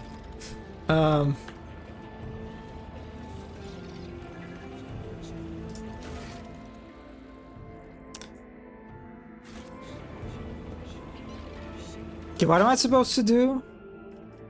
Fix the issues affecting the chapel's machinery.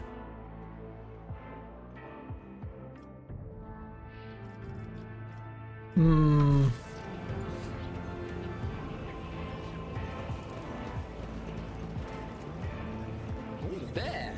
Done. Once the text is ready for final interpretation, the compiler sends it to the core master. Okay, whatever. But look at, oh my god, look at these scrolls. Ah, looks very nice. Also, I think you were born towards this character.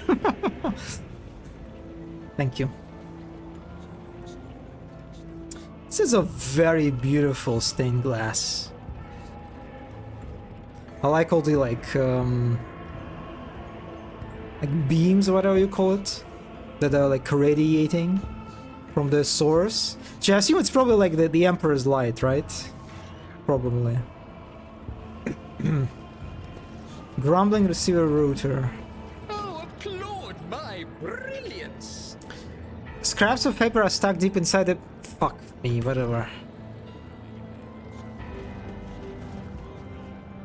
Okay, did I actually fix it?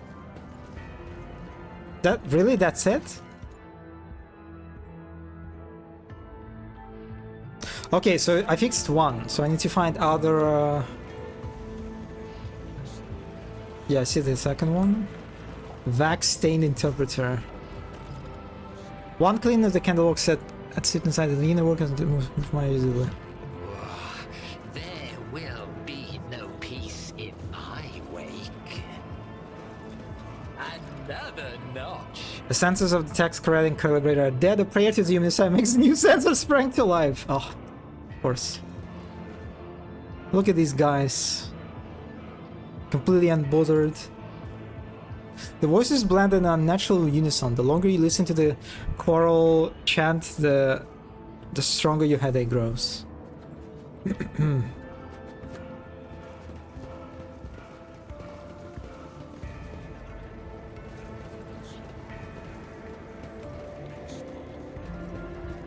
this tapestry of a world, I am the rogue thread.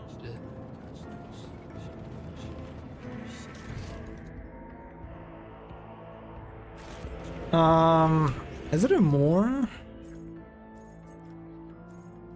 Oh wait, there's another one that I missed.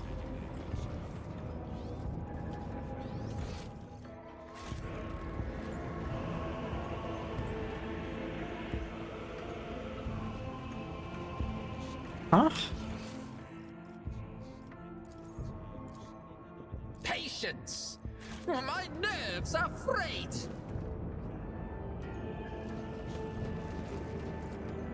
think it points to the one that I already fixed for whatever reason.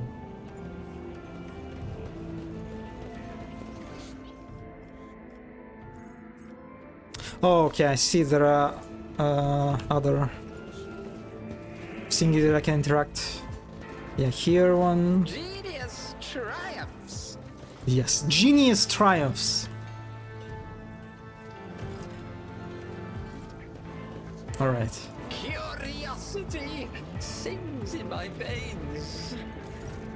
Yeah, your lordship. The Astrapa smiles at you, the shy, awkward smile of someone unused to smiling.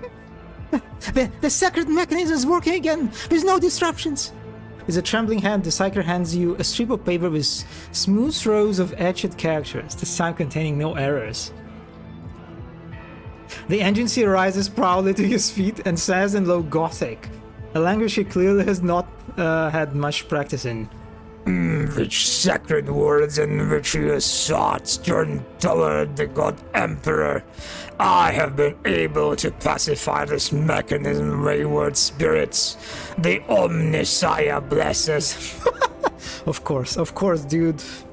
It was you that cooked with this character too. Can we introduce him to Abel? Oh my god, Abel, the baby. Oh, yeah. How lucky we are that the venerable tech priest is so pious and wise. This statement is true. God, I love this. I recommend installing 2 incense burning units in this compartment to prevent the spirit's continued anger. The unit Zachary Weiss will be provided with a list of minor recommendations, 142 in total, for improvements to this compartment's maintenance. Failure to implement will result in sanctions on the part of the Adeptus Mechanicus priesthood. I love these guys. It's true Sigma, yeah. Very rare. Oh, a cutscene? Oh, okay, they're all just gone, okay. They will see. Oh, yes, indeed. They all will see.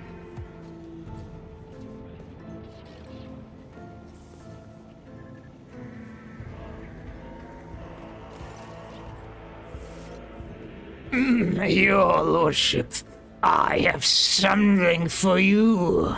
The choir master hands you a sheet of paper with uniform lines of machine type etched into it.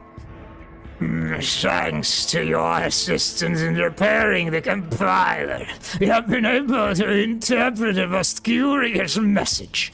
It contains a call sign that agents of Renegade Whiteweir used in their specially important report. Ah, Whiteweir. God, this guy. God, this guy.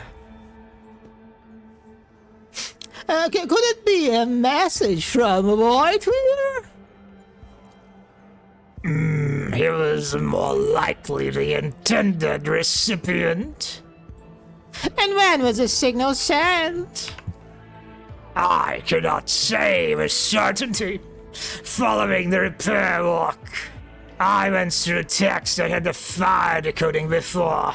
The signal had lost its way in the bubbles of the mechanism. It could be a week old or years. So what does the message say? Only a few words. Lilamed, Odanarus, Levens. The winds have ceased, it is done. Now, Lilamed is Whiteweir's call sign for special reports, but the rest is a code we are unfamiliar with. That said, we know where to look for the truth. The Odaneus 11 system. Okay, I will get to the bottom of this message. I have no doubt of that, your lordship. Okay, so we are actually will visit other planets It's not like the DLC is not contained within the Amidst the madness. ship, which is pretty cool.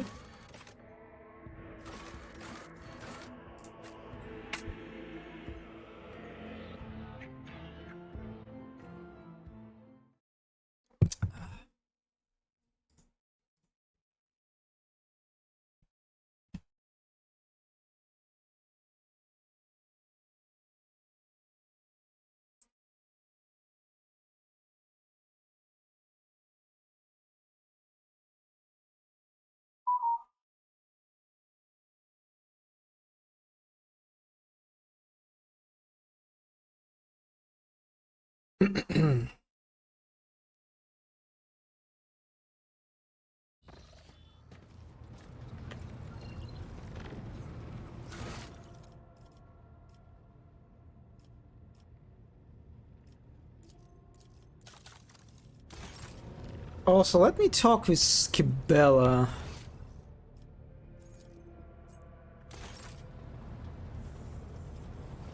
Oh, I hope her dialogue here is voiced. Domin. Kibella puts away the dagger she's been using to reopen her freshly closed wounds. A gesture at the scars covering Kibella's skin. You torture your own flesh? What is the meaning of this ritual? Torture? I bear the sacred marks of the Undying One's service. Death has bestowed them upon me. Though others may cherish hollow riches or meaningless beauty, it is my duty to cherish his gift of blood. Each wound is a symbol of our service to him. Each drop of blood carries his blessing.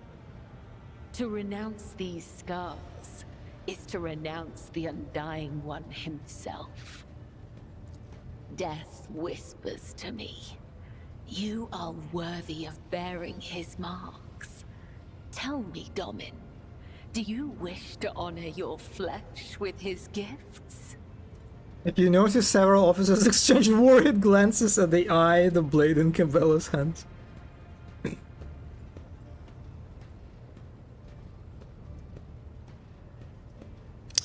Okay, I feel like if you want to romance her, you probably need to indulge in all the peculiarities, let's say, of her cult.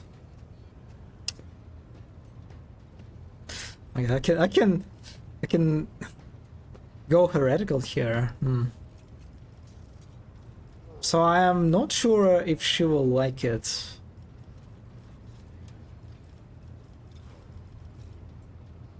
What would Marzipan say? Yeah, I'm curious how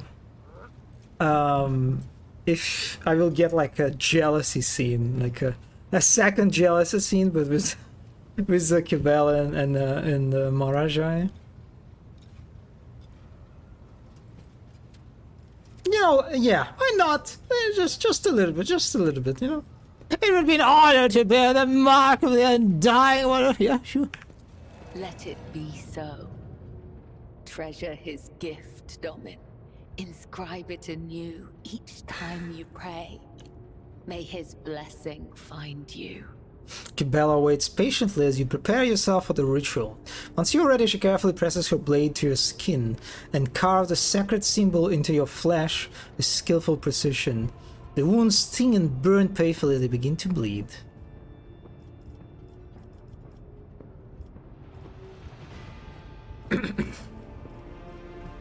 I would like to know more about the sacred mysteries of the Death Cult. The Vizier taught us that there are many like us throughout the Imperium who spill blood in his name. Death cultists, as they call us. He said that no two death cults are the same, just as there are no two identical stars in the void. I will tell you about the blood-spun web, but I cannot speak on behalf of all death cults. And what is the cult's purpose? The blood-spun web holds the base of the flagship together with the threads of its faith. Such is our service to the Domini of the Von Valancius line. The Undying One commanded the Domini to embark on a ship and sail the void's expanse. And thus, it became our duty to protect your dynasty and the Ark that became its home. This great relic of blood and adamantine. Some loathe and fear us. They call us murderers and reapers. Others call us dancers of death, who send the souls of the dead on their way. Both are right. Both are wrong. We are servants of the Undying Emperor. When he whispers that the time has come for a righteous martyr's soul to be laid in his blessed hands, we come to claim it. When he whispers that the wicked must know of his wrath, we come to reap. This is how we maintain order on the ship, unseen and guided by death's will. It's so funny considering that I literally gave Marajai like the whole parts of lower decks for him to just to be his like hunting grounds. Yeah, I wonder how these guys feel about it.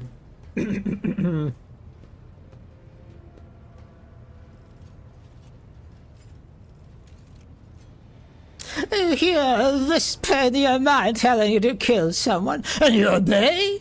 Have you ever considered that these whispers could be a deception orchestrated by minions of the archenemy? Death's whisper is unmistakable. It is not like the murmur of stars or the hiss of corruption. It is truthful, pure, unyielding. Only the most eminent of us, the High Spinners, can hear the whisper of the Undying One and give voice to his will.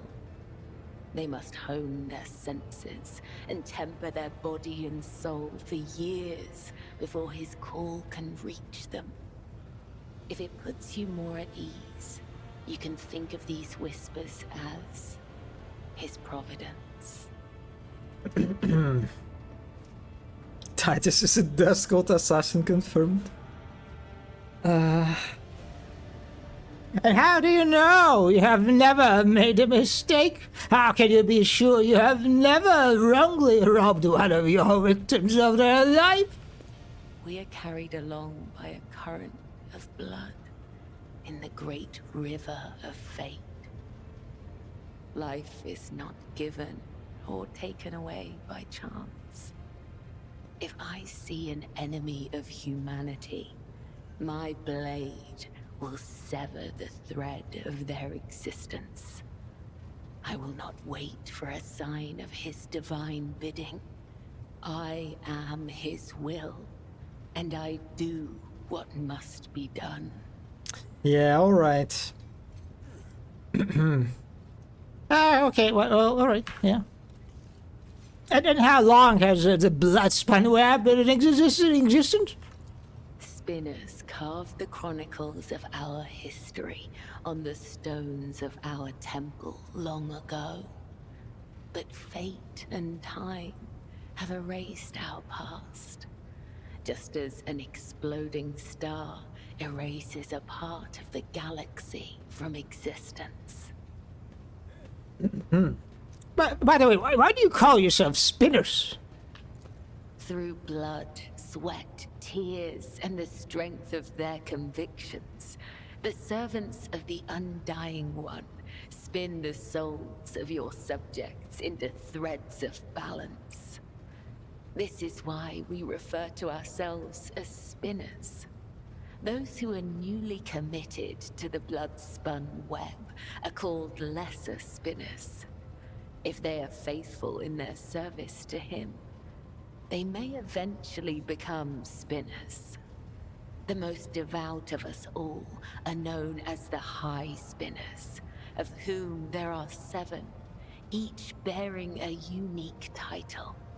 The Vizier, the first spinner, leads the cult. I, Kibella, am the second spinner. The third spinner's name is Io, and there are 4 more. And what are the responsibilities of the Vizier?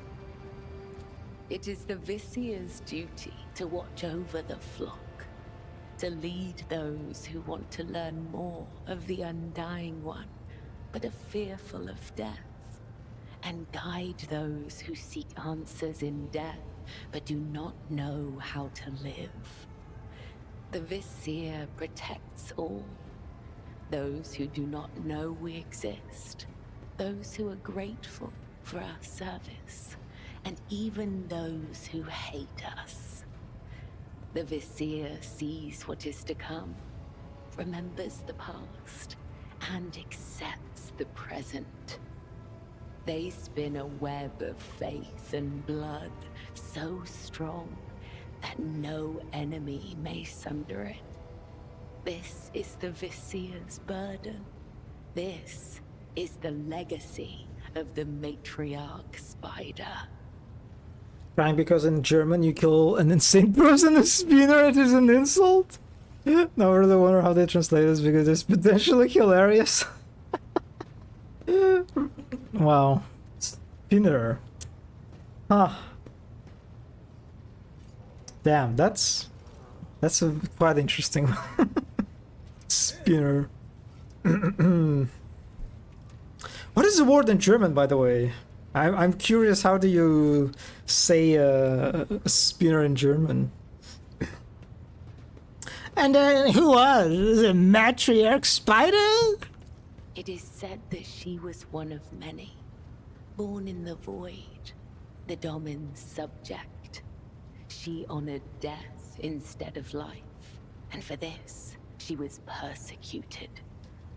It is said that when the arch-enemy's forces invaded the flagship during a warp jump, she gathered the Undying One's servants around her and saved the ship from ruin. Together, they spun the first threads of the web to ensure that such devastation would never happen again. It is said that she was strong and indomitable, but as the years passed, her heart became as stone, and thus, the Undying One whispered her name to the one who would become the first Vizier of the blood-spun web. Weber, to spin a web, would be ein Netz spinnen, so not weben.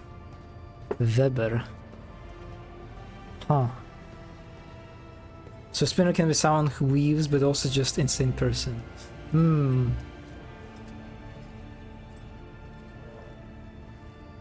Yeah, that's interesting because,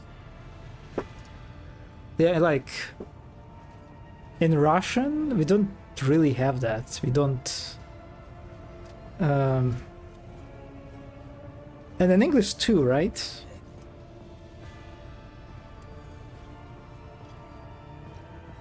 Calling someone a spinner who's insane.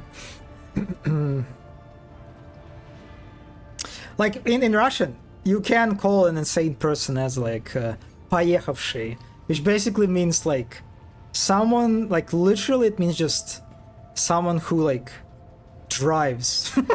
Someone who drives like a car, who just like drove like off-road, I guess you can say, you know. So you can say on поехавший, you know, he's like insane. He's like he's yeah. Which is also kind of weird now that I think about it. right? Because like in English, like what are you calling insane person? Just insane, mad. Yeah. So it's also kind of unique, I guess, to Russian to some extent. Off-road driver. Yes, kind of like that. Oh yeah, loony. Yeah, loony. Just like what do you call, like loose screws, right? Whatever. What is like the term? With someone with loose screws, which is also interesting too, right? Which is because so you have like 3 languages that have like a pretty different ways to like describe a person who is like mentally unwell.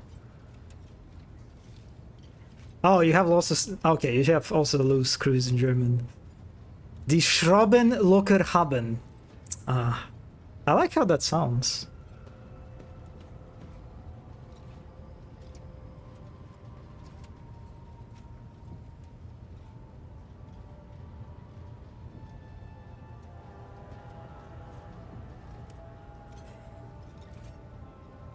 But also nicht mehr alle Tassen im Schrank haben.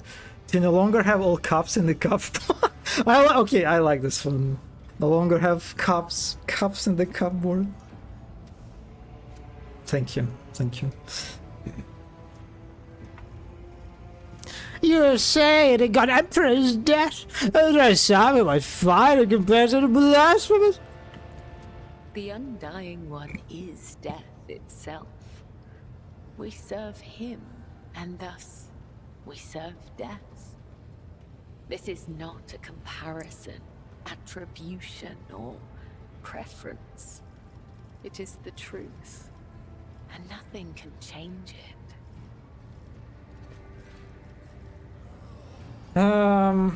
Yeah, I think I should. Yeah, that's probably the way to start the romance, I imagine. All right. Can you teach me to follow the tenets of the Bloodspun Web? The tenets are knowledge, an art that is passed down from one generation of the Bloodspun Web to the next. Even so, there are spinners who will never fully comprehend this knowledge in the time allotted to them by the Undying One.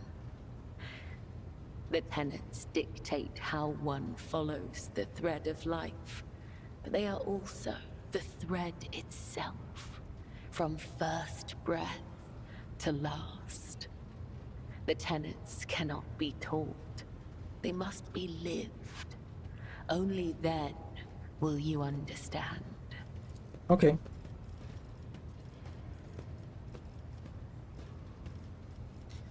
Did you ever met Theodora Valancius?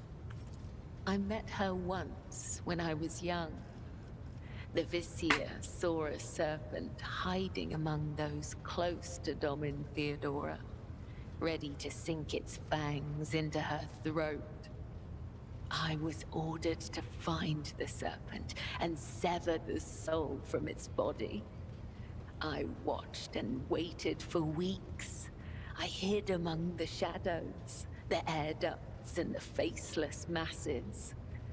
Once I found the serpent, I sliced off its head and returned to the temple. I doubt that Domin Theodora ever saw me, but the 3 ritual cuts I left behind on the body let her know that this death was pleasing to him. They sent us a grand feast from the upper decks before the cycle's end. We gave it to the hungry. Well, she protected the servant of chaos.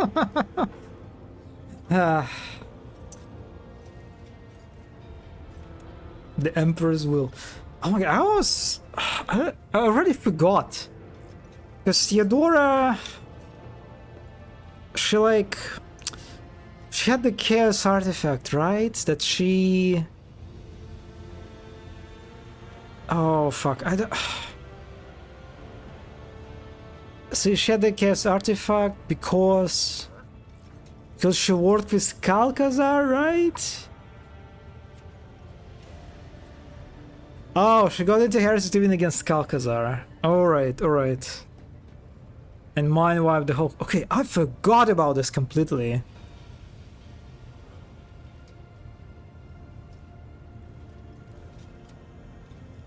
You always address me as Domin. What does the word mean? The Gothic we use to communicate is different to that spoken on the upper decks. Domin has many meanings. Giver of life, Lord or Lady of the Ark, and Shadowless Sun. The matriarch Spider gave this title to the rogue trader who allowed her to form the Bloodspun web. We use other titles as well. For example, Venai means Master of the Immaterium, or Watcher of the Veil. Vil means one who must go to the other side. Anik means one you can trust in battle. No, they both wanted necro weapons. I mean, that's what I remember, that they work together, right?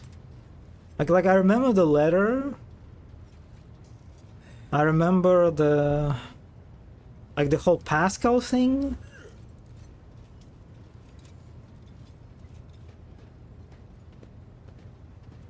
I don't remember why she needed the chaos artifact. Not together, but it was a bit of rivalry.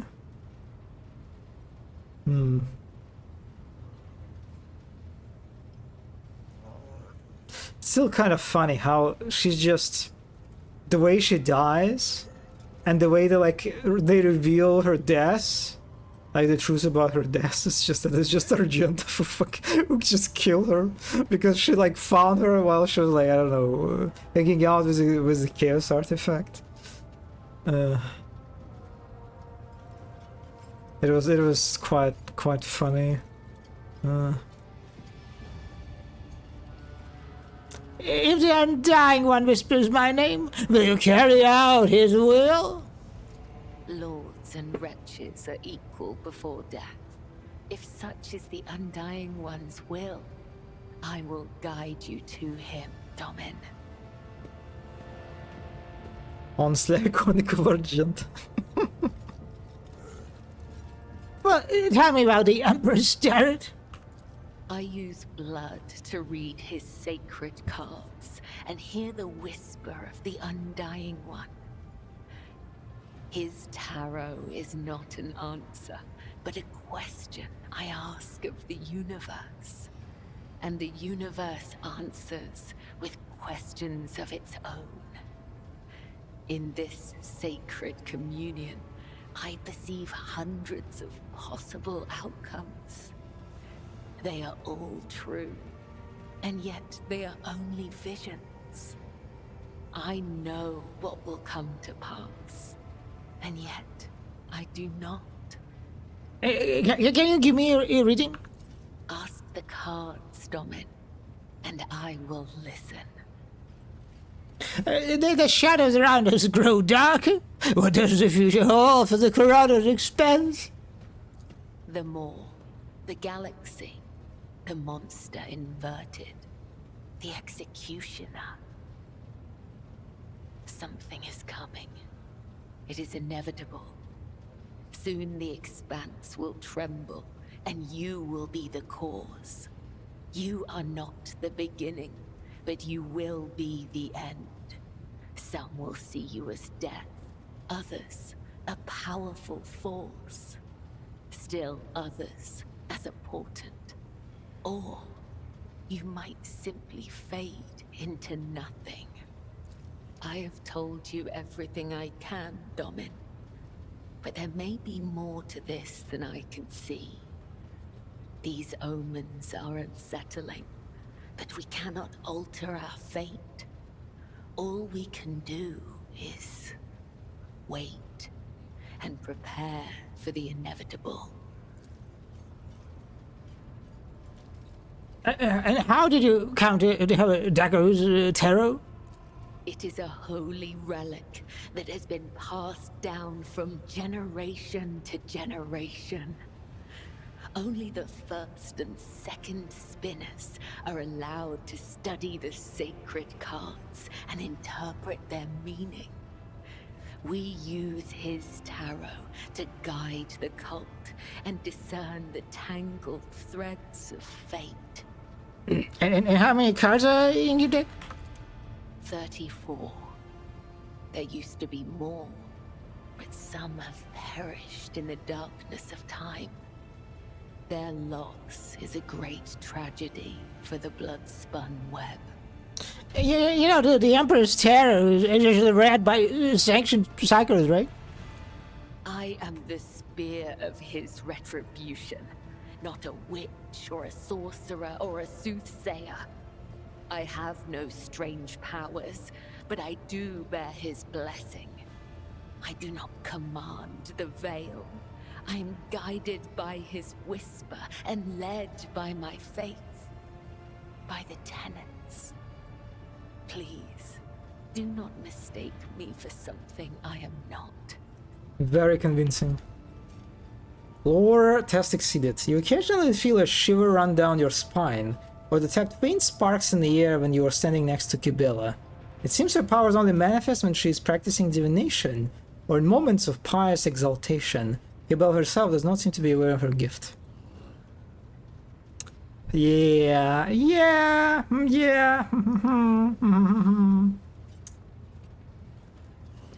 Kibela stares at you intently, beharps too intently.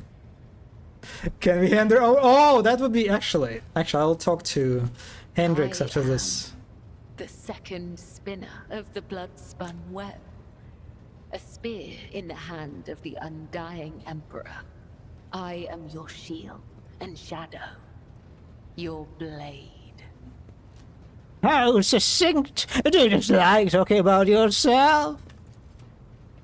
Awareness test succeeded. A look of curiosity flashes across Kibela's face before it is masked by her usual stoic indifference. The tenets compel us to let our deeds speak on our behalf.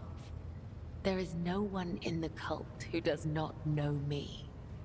So I have grown accustomed to taciturnity in matters regarding myself.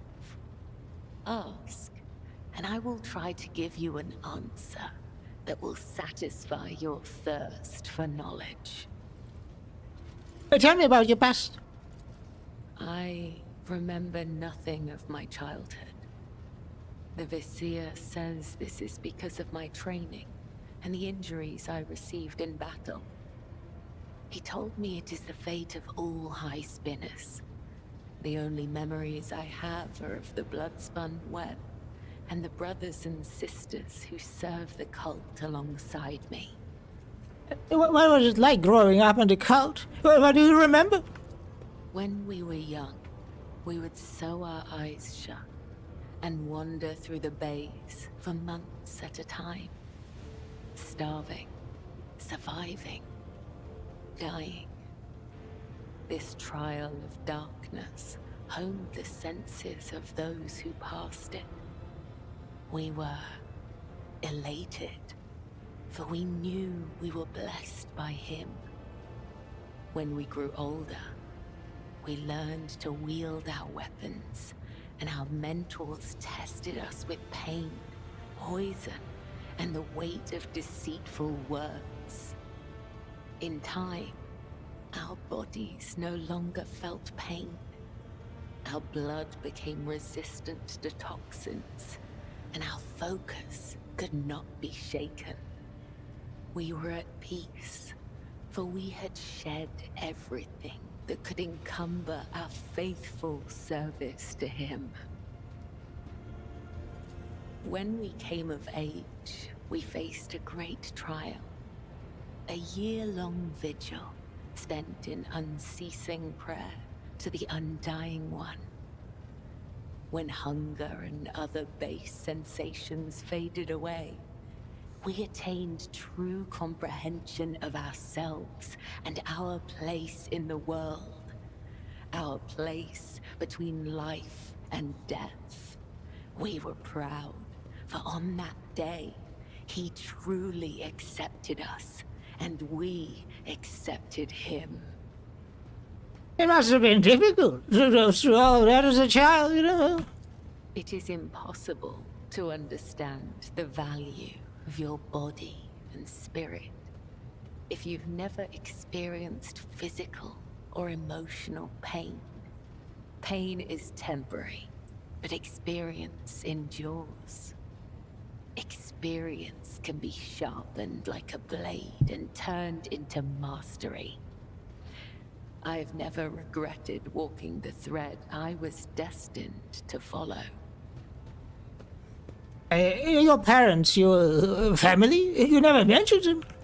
When we join the cult, we relinquish our past. The blood-spun web becomes our new family. I have seen the pain, terror, and doubt in the eyes of those who hear the Undying One whisper the names of their kin. For some, the blessing of oblivion is a gift not unlike death. I presume you have no friends either? Attachment makes us weak. The weak meet their demise prematurely. But such death does not please the Undying One. For a soul must not be claimed before their time has come. It is true that spinners occasionally cross paths with those outside the cult. But such paths always diverge in the end. We may walk the same road together, but we are nothing more than temporary traveling companions. It is similar for those of your retinue.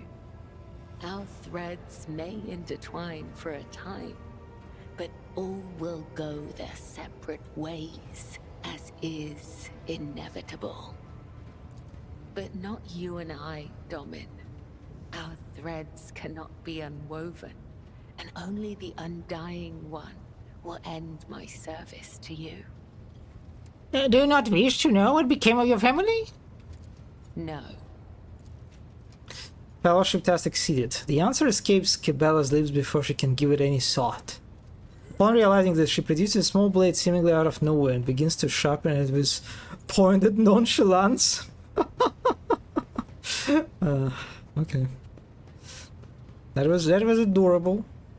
You may not remember your real family, but are you truly so unconcerned by the death of your fellow cultists? It brings me comfort when my brothers and sisters cross to the other side. The Undying One has called them to his side, so they can serve him in ways we cannot. Yeah, I understand you better now, I guess. Know your enemy and prevail in battle. Know your ally and prevail in war. Do you truly feel no pain at all? You can see for yourself.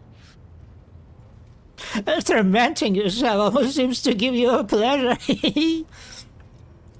Is it possible to experience pleasure if one feels nothing? Very well. Let's see that how imperative pain you really are. An assortment of small but sophisticated torture tools are laid out before you. Would she enjoy being fed to the Emperor since she's a psyker? Oh. I mean, probably. So it would kind of crash a little bit with the death cult, right? Drive a long needle into her eye socket. Stab the sharp prongs of a steel fork beneath her clavicle. Pierce her skin with several chained hooks. What is going on here? Wow. Okay. Okay, let's go. Oh my god. I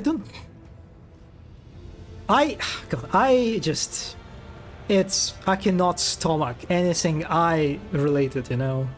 any kind of like eye-related torture. It's just the worst. So let's do this. The purpose of this practice is to fortify the flesh, not to mutilate it. The needle goes in right between the lead and the eyeball. Bella reaches out and adjusts your hand as casually as so shivers, stretching out the table. Where the dinner? You frighten me more than Marja sometimes. You frighten me more than Marja sometimes. You need not be afraid of your shadow. It is merely an image of yourself. Okay, let's pierce her skin with several chain hooks. The flesh remains untorn. Good. The black chains dangle from Kibella's body. They look more like a macabre form of adornment than an implement of torture. Kibella gathers up the chains and pulls them until her skin goes taut. Ow. Stab the sharp prongs of a steel fork beneath her clavicle. You have found an interesting use for this tool, yet it still serves its purpose. Kibella raises an eyebrow as she watches a crimson stain spread across her clothes. Okay, that's enough. Do you have other questions? Your fighting style is unique. Do you think it's just something I can learn? Your body will fail you, Domin. Your bones will break. Your tendons will snap. Your heart will stop. Our rituals of self-perfection are unending. They demand absolute dedication and decades of special training. However, if you devote the next 30 years of your life to its study, you might be able to learn the basics. I like how she just basically roasted me. Okay, thank you for sharing. It is not difficult to speak the truth. May the Undying One shroud your footsteps from the faithless. Alright. Okay, let's go. Let's do the side quest, I guess. But before that, let me take a short break. Very, very short break. Yeah.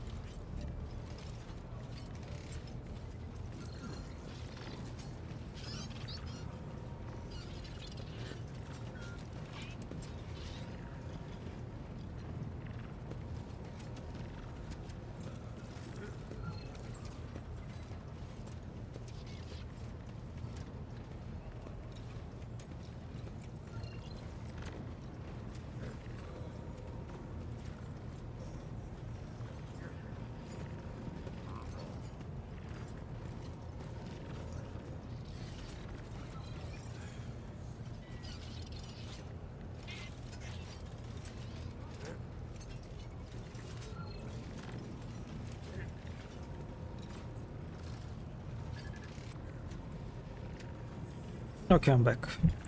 I'm reading up on the Descult Assassin Wiki, and when they do tend to fall to chaos and become playthings of Khorne and Slaanesh. She's very much not aware of that. Yeah, that's like one of my first thoughts were when I visited the temple.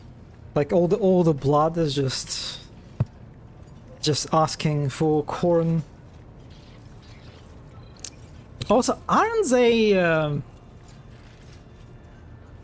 Khorne doesn't really care about like whose blood is spilled, right? He as a god, of course, he really just cares that there is the blood that is being spilled, one way or another. So don't they kind of just like accidentally just support him in this way? You are correct. You are correct, Mono. It is cola. Yes, I'm drinking cola today. Yeah, Khorne does not give a fuck. So they might as well be like actually like strengthening a chaos god by doing whatever they're doing. This is a very, very special day when you got my drink right.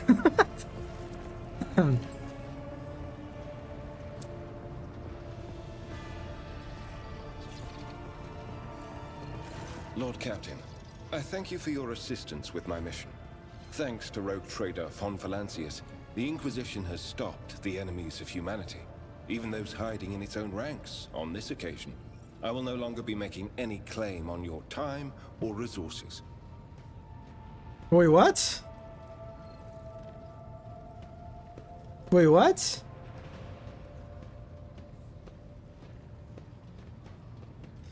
It's not happened before, but you'll never guess my drink. It's yogurt. You're drinking yogurt. No? Fuck. God damn it. What else? What is it? Limo, something, limonade? No, what is that? What was you drinking the other day? Limon, fucking... Something with some sort of lemonade, right? It is Paloma. Ah, yeah, I was thinking about Orangina. Paloma pink grapefruit lemonade. Sounds very, very fancy. Well, I mean, I was close enough. Okay, I was close enough. I was thinking in the right direction. It is fancy.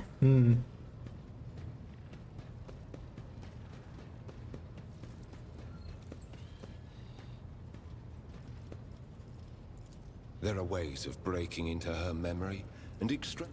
This is Okay, I think I just done the Hendrix mission, right? Caused the death of someone close to me.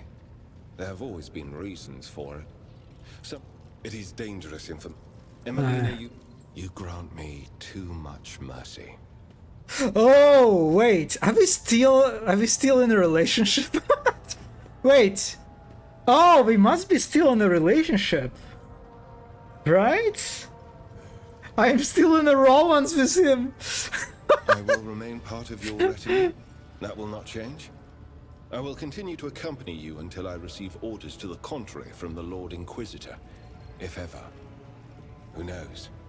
Perhaps one day my journey will end like Emelina's, but that day is not today. What can I do for you? A slight smile fleets across Hendrik's face before being replaced by his typical stony expression. Okay, what Marajai has to say then?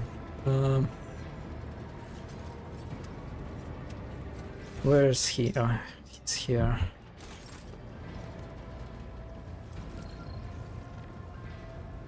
Rogue trader. Ah, nothing. Then go. I will find something to amuse myself with. God, imagine Whaleguard. But in 40k. God, I wish. Oh, I mean, considering like the Space Marine 2 success, maybe in the future we'll get big RPG titles in this setting.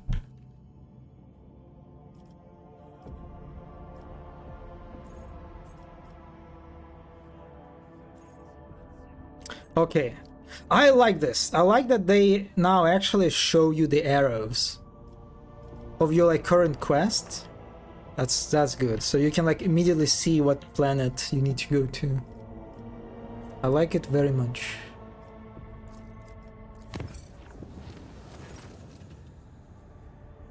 I also wish I had just come to like the world building so much. Yep.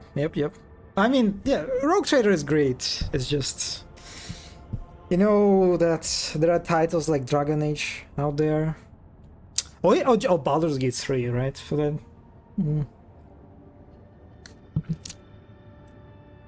So you know that it's not the limit. The vessel's confessors report discontent among their flock during the traditional sermon before departure. Okay, it's one of these warp travel events. I imagine I've seen this one before. Oh, okay. Kibela. What do you know? As I am now fated to be your shadow, Domin Tav, we must perform a ritual that will seal our bond, for it pleases the Undying One. I will await you on the deck where your officers carry out their service. Wait, what is this ritual? Oh fuck, I clicked on the wrong... Nah, whatever. Okay, we're going back to the bridge.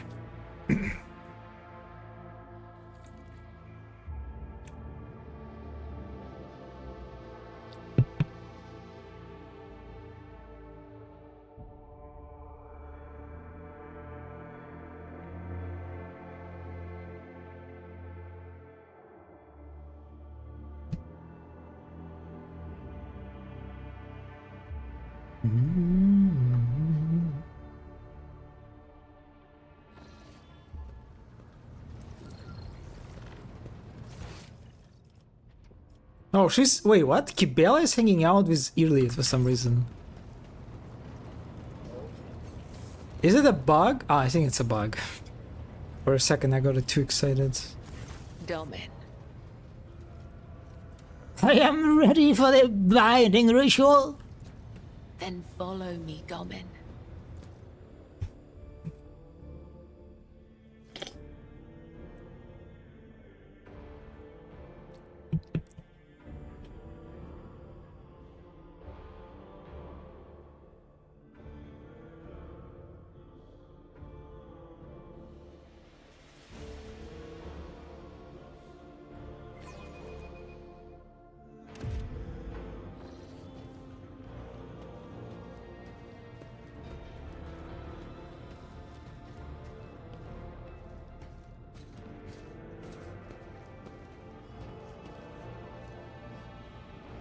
Are you ready to step into the labyrinth, Domin? Thank God she's voiced here. And then what exactly are we going to do? This is the ritual of binding. By the Undying One's will, our fates and ours one. But I must still guide you into the maze of my mind. Although it is my predestination alone to walk its corridors in search of answers, your image must become part of the tangle. For I am your shadow, Domin, and your presence will aid me in sensing whatever threats may be looming over you. And what is all this on the floor? Instructions, directions, a depiction of the puzzle that can only be solved within one's own consciousness by following its bends and turnings. I do not require these lines to find my way, but for you, they will serve as a guiding thread. Hello, zombie. Hello. Oh, you are with us here on Saturday. Hello. I am ready, Kibela. Let us begin. Your weapon for the ritual. Watch the lines on the floor. You can only pass through the gaps. The rest, you need not know. Enter the labyrinth, Domin. I'm here unofficially. I'm glad. I'm glad nonetheless. Wait, what? What is happening? We are fighting now?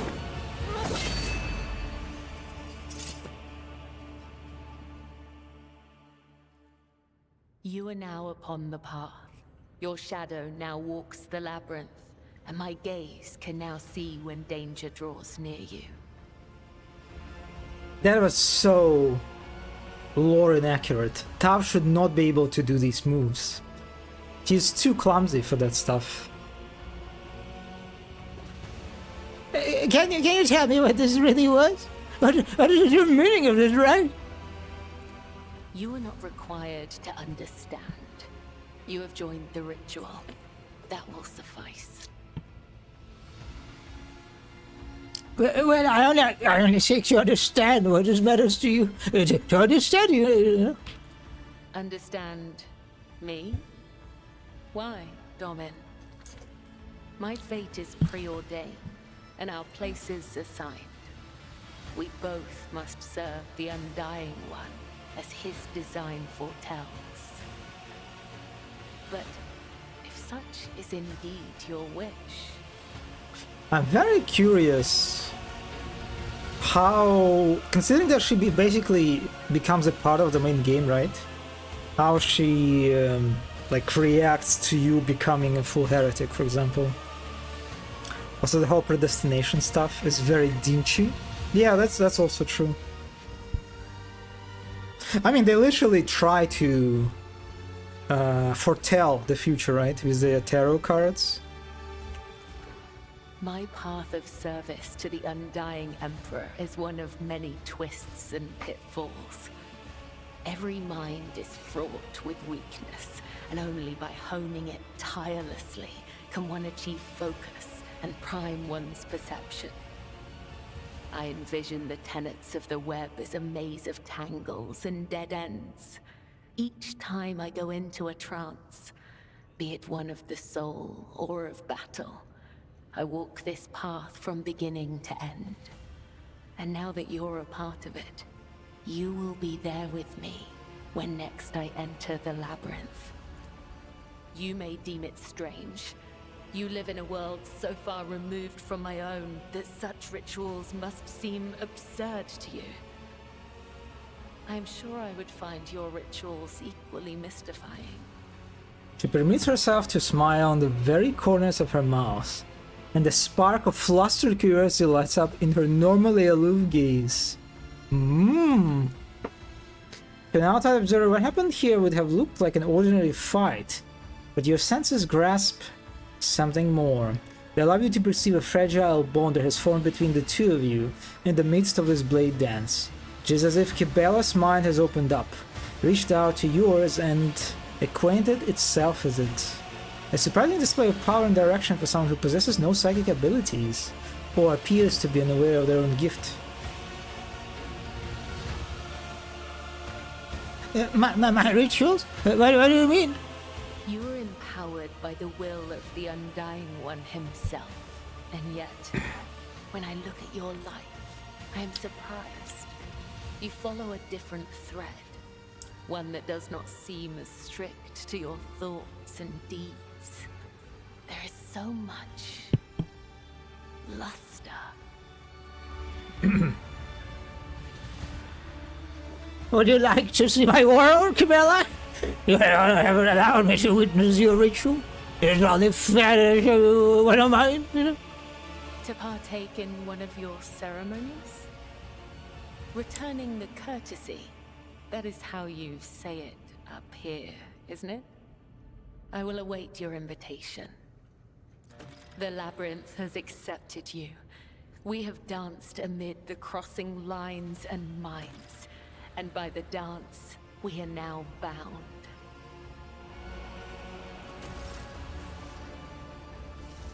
Also, if I decide to romance her, which is, I guess, if I will romance her, I will get a jealousy scene with Henrix, right? Because I'm still in the romance with Henrix. I don't... Wait, did I even initiate romance with... Okay, I think I'm not really in romance with Maharaja yet. Or at least like we're like in the very beginning. Huh.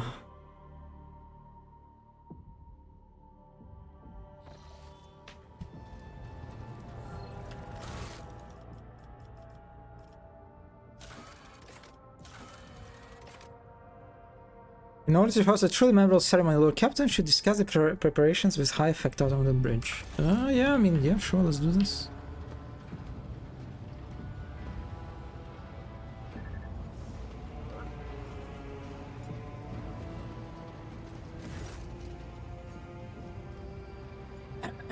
I would like to introduce Cabela to some of the customs practiced among people of my stature. Show her what life is like on the upper decks, so to speak. Jandris half pensively. Your lordship is most cautious, but what exactly do you have in mind?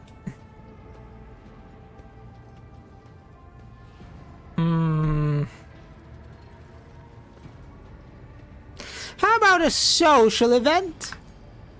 The crease on Jandris' forehead disappears. Oh, yes. Yes, quite. What a magnificent idea, your lordship. Jandris adjusts his frock coat and nods enigmatically. I will see what can be arranged, and do not worry for a single moment. I promise to find a most suitable approach. I will contact you the moment I have something to offer. Alright. Report meeting, yeah, she would love that, right? Oh, you got a single cat now?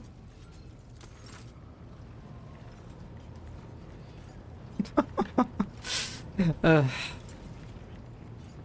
guess we just keep on traveling. Just wait for him to contact us.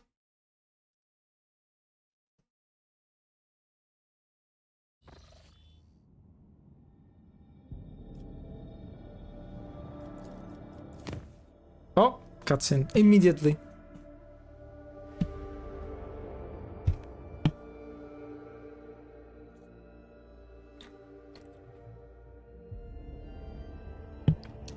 We can now also technically do the early Necron encounter, actually. Is it good? Is it worth it?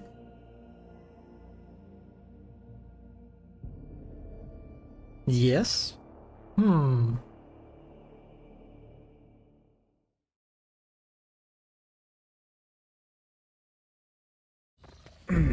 Oh! Another bass scene? The best isolated mission of the main game? What? Oh my! Oh my!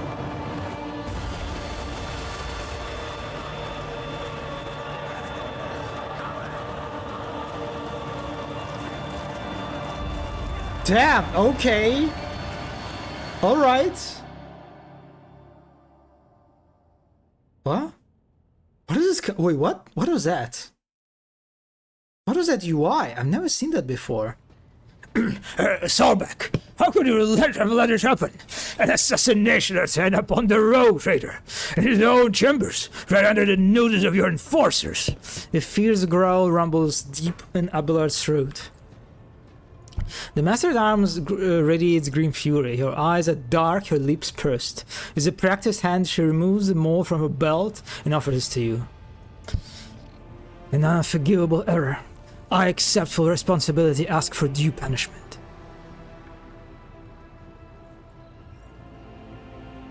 Take the maul and beat Sorbeck with it. Why not?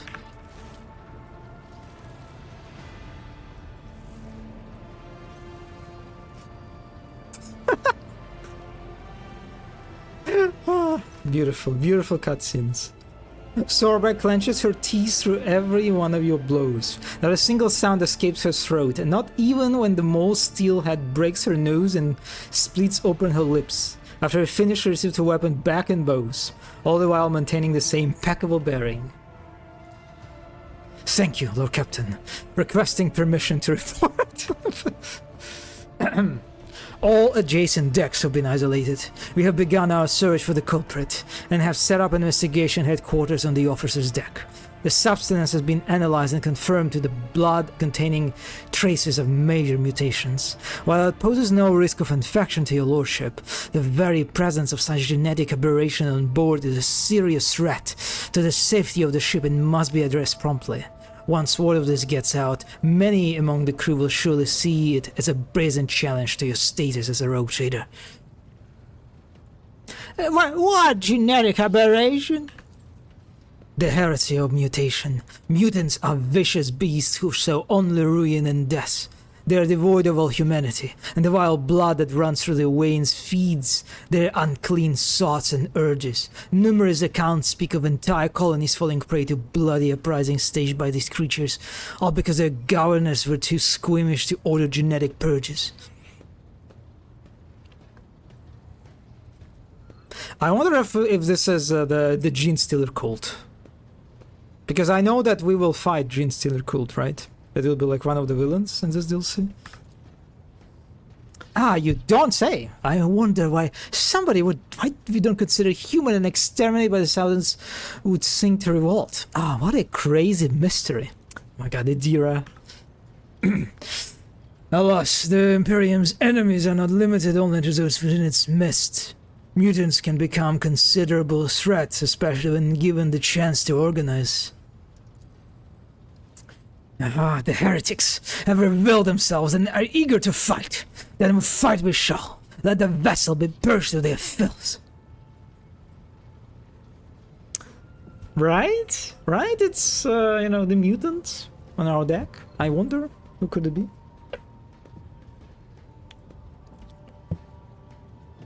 Could this have been an assassination attempt?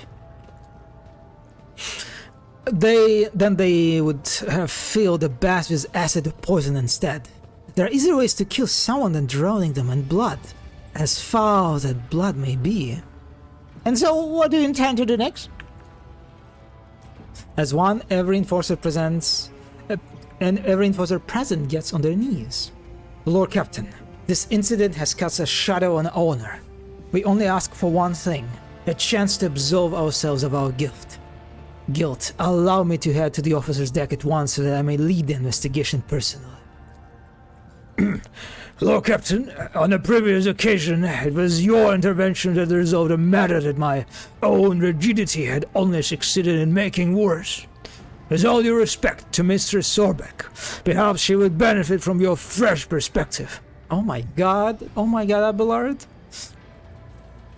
You told Abelard that with your coming to power, the established procedures within the dynasty would change. Yes, I did say that.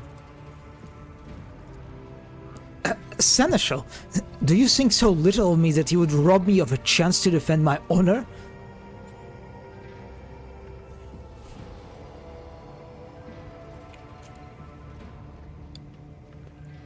I am curious to see the Master-at-Arms in action. I will preside over the investigation. Of course, Lord Captain. I will arrange for an area befitting your status to be prepared on the officer's deck.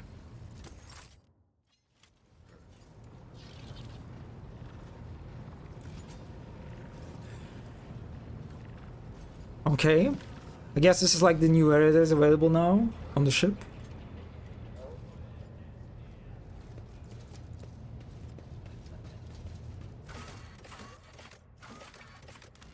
Yep.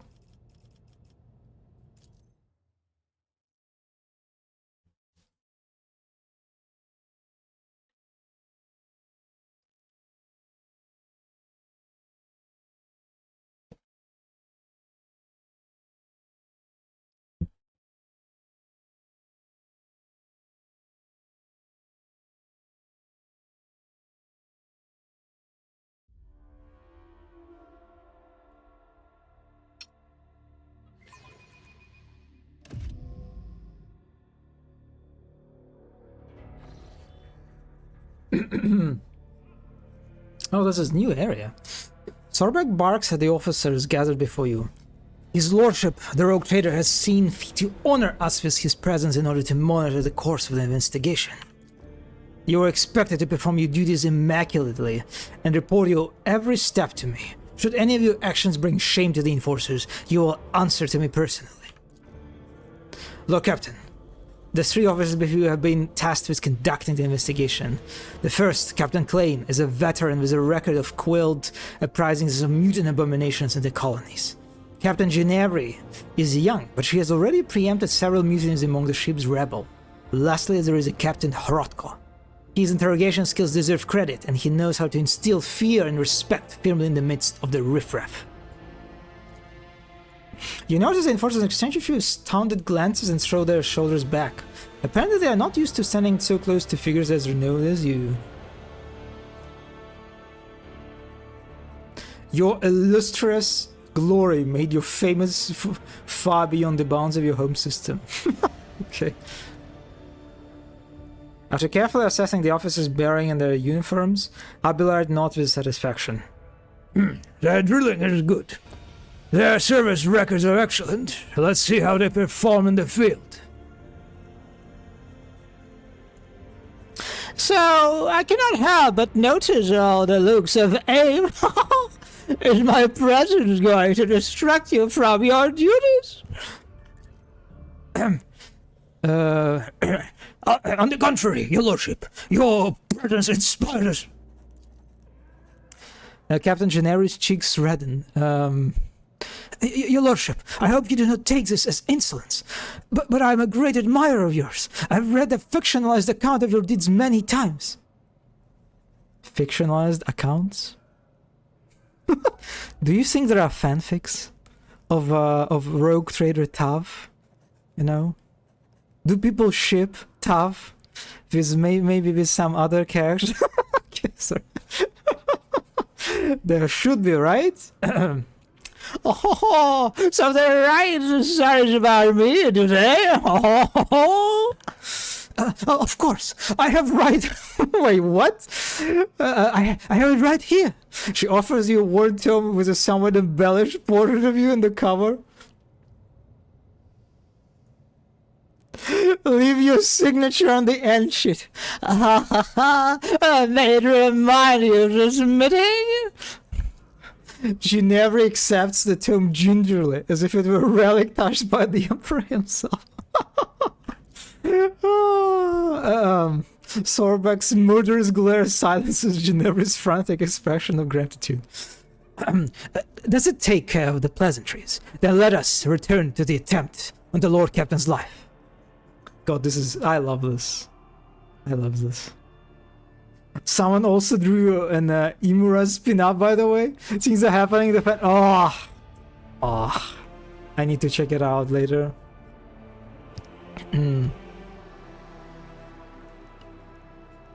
Well, do you have any walking series?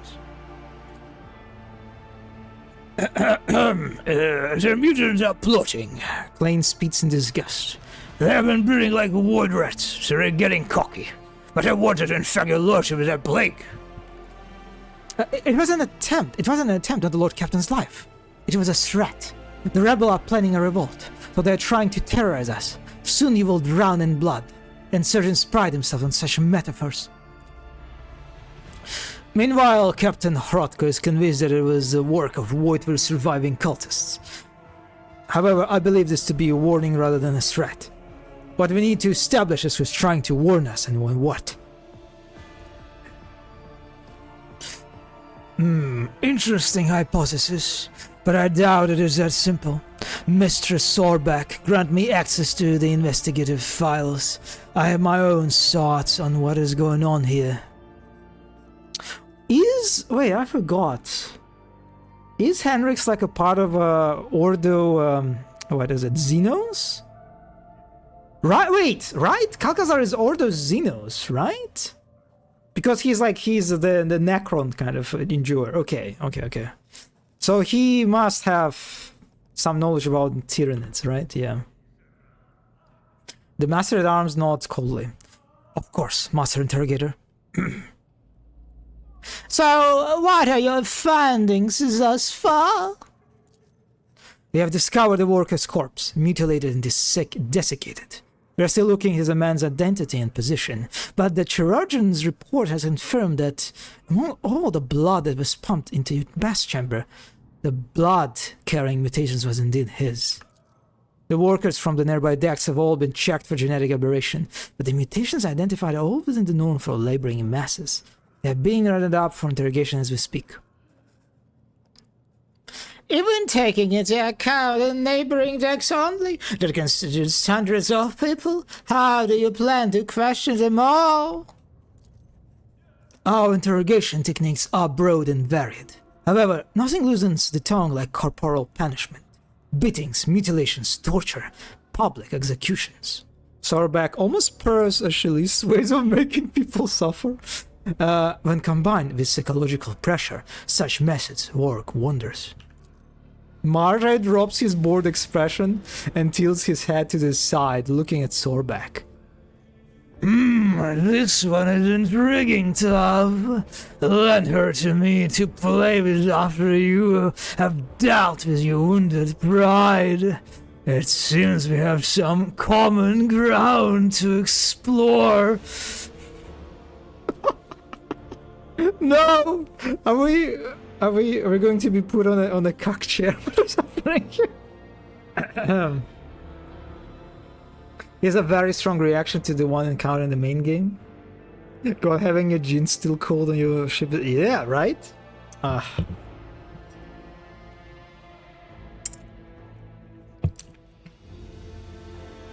remember that one encounter. Actually, I think in my playthrough, I encountered only one Tyranid faction, the Gene Stealers. And it was actually a pretty cool one. I liked it. How they like this set up the whole thing. Yeah.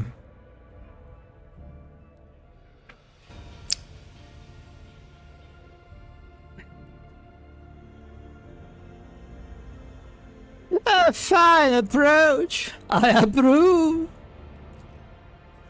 I am delighted to hear it, Lord Captain. It is always a pleasure to meet a connoisseur of the craft.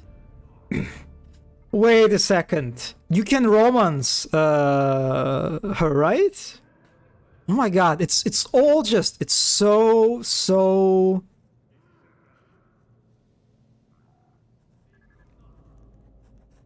Oh, I mean, okay, so, well, I guess there is also the other guy. I forgot already his name, the one on the train that we talked to. Maybe he's a more of a gentle kind. But like, it's, of all I care, like, you have Kibella, and then you have Jocasta, right? And they're all kind of leaning toward this, like, very... to this, like, physical violence and torture. Oh yeah, I don't remember. Yes, we didn't find out yet if we can actually romance him. And everyone in your party, including Argent and Henrix, are terrified. Yeah, that was a very good moment. Even so, they kind of blew up a little bit, right? After that very strong scene when you just have to fight like a few of these Gene Stealers. Like, how many Gene Stealers do you fight in that place? Like 3, I think? And after you kill them, you're just like, yeah, you're done.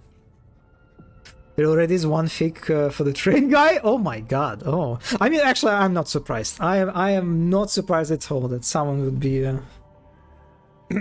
into that one, yeah. What do you propose we investigate first? The body.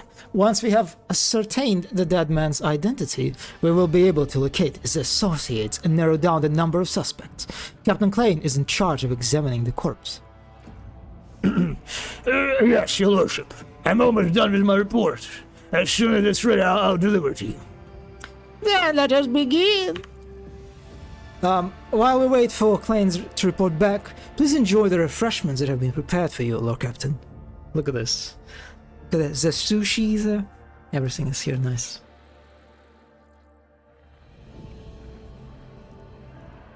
What is this? Oh, it's Enric. There is Gadriel Titus one. Oh, Oh, it's Chinese. Oh my, oh my. I actually noticed quite a few, like, on my timeline, on my Twitter timeline, there are quite a few people who posted, like, I don't know, I think it was Japanese, who posted about, like, Warhammer and Space Marine, which is to some extent surprising, since as far as I know, Warhammer is not particularly, like, popular, like in East Asia. So it's very very nice to see. Yeah. A pair of